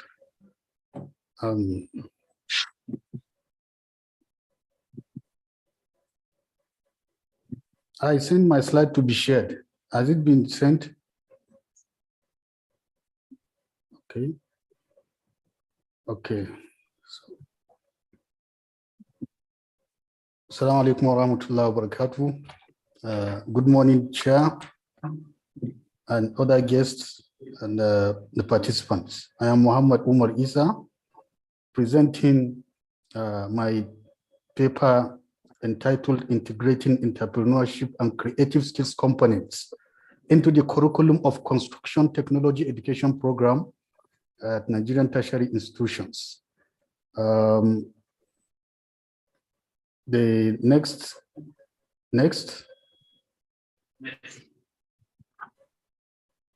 Yeah, so introduction. Now in Nigeria, there are 3 categories of tertiary institutions that offer TVET at the higher level. These are the universities, these are polytechnics and the colleges of education. So various forms of TVET programs are offered in these institutions. So, and construction technology education is one of such programs that are offered. So construction education, technology education focused on build and wood technology education. In the aspects of construction technology education, it is designed to equip students with the skills in construction technology, in wood designing, and building construction designs and construction, in order to be equipped with the necessary skills to be employable after graduation. So, actually in the trend we have in the world today, entrepreneurship and creativity skills are essential. As a result, they are expected to be equipped with these particular skills. So these entrepreneurship and creativity skills are complementary to one another to succeed in any business venture or in an industrial organization. So next, yeah, the problem statement. So entrepreneurship skills have been discovered to be successful indices for employment in this 21st century era. But unfortunately, most students of CTE in Nigerian tertiary institutions graduate without acquiring these particular skills. And for these reasons, employment, construction industries could not employ them. And the gaps between the skills needs of the construction industries and the skills possessed by CTE students will continue to exist so long as the necessary entrepreneurship and creativity skills are not imparted to CTE students in Nigeria before graduating. Even though we know that entrepreneurship and creativity skills are considered necessary for employment sustainability, but it has not actually been incorporated into the curriculum of construction technology education in Nigerian tertiary institutions. Hence, there is the need to integrate entrepreneurship and creativity skill component into the curriculum of CTE at the undergraduate level of tertiary institutions in Nigeria. And this actually informs the need for this study. Next.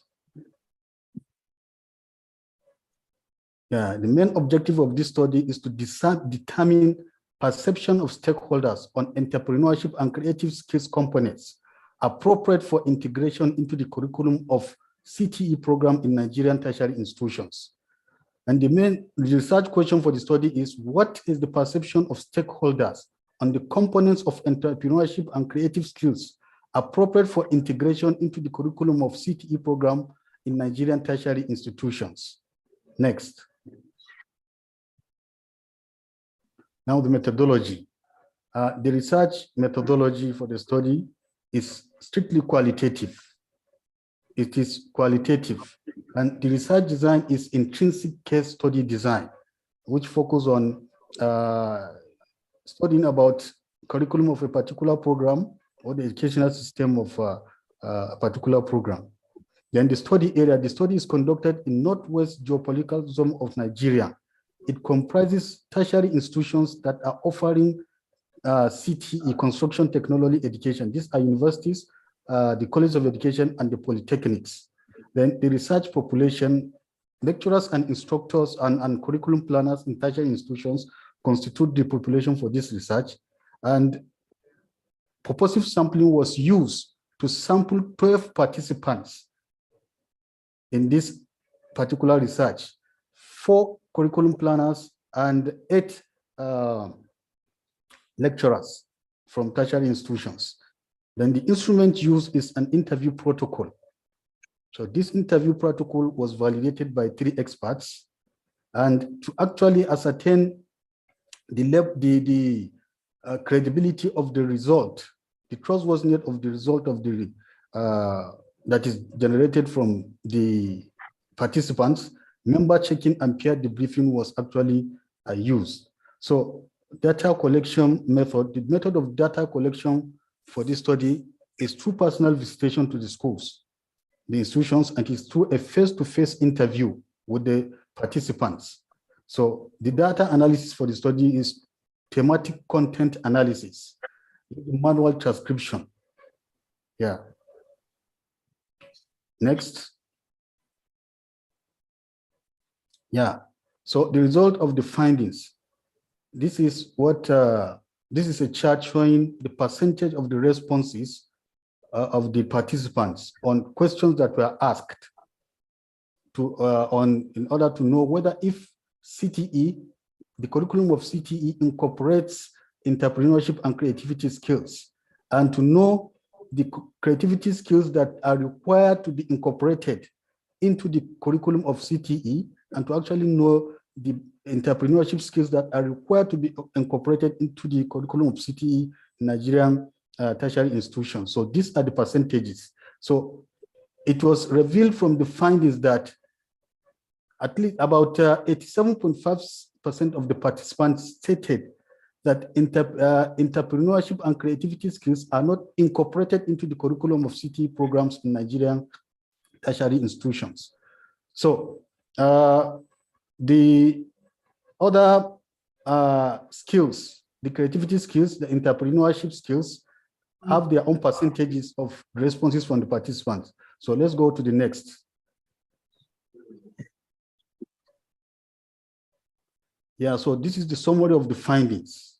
The summary of the findings actually revealed that creativity, entrepreneurship, and creativity skills components have not been integrated into the curriculums of CTE in Nigerian College of Education.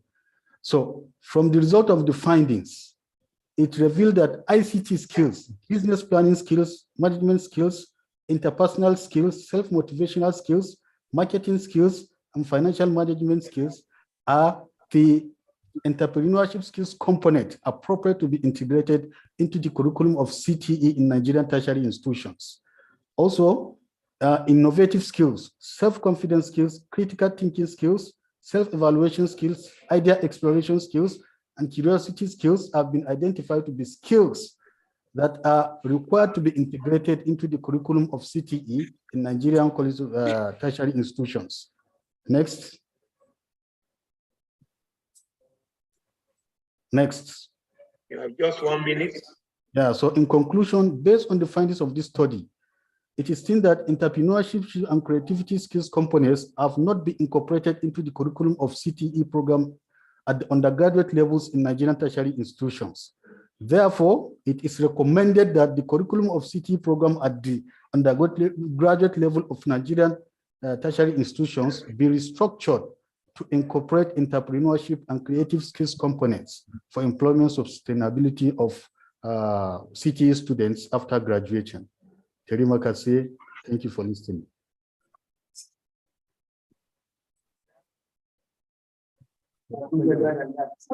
Sama-sama, Mr. Muhammad Umar Isa. Thank you once again for your presentations.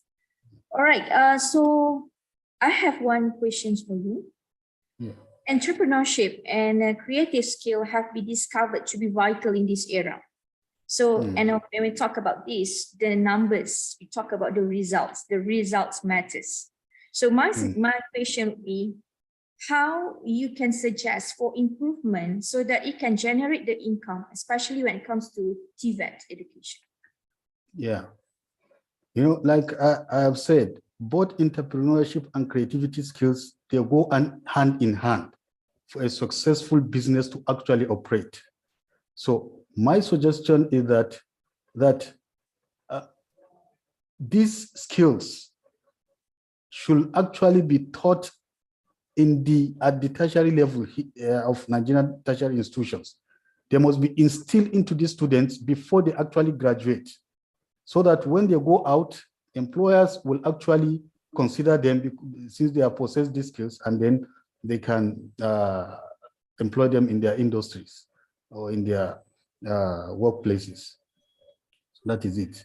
And then secondly, I will recommend to the government equally to actually ensure that the adequate facilities that are required for imparting these skills to students be, made available in these institutions. I think this can go a long way to ease the process of the skills acquisition.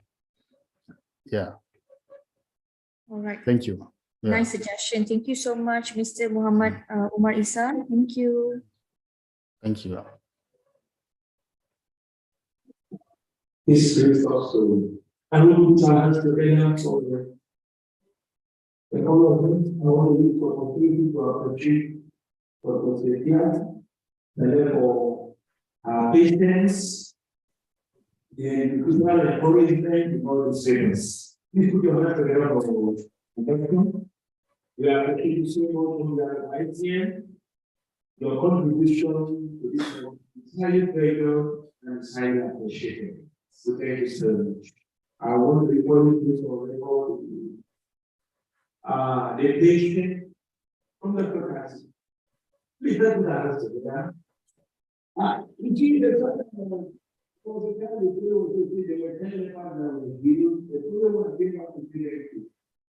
many of us work for the atmosphere. This is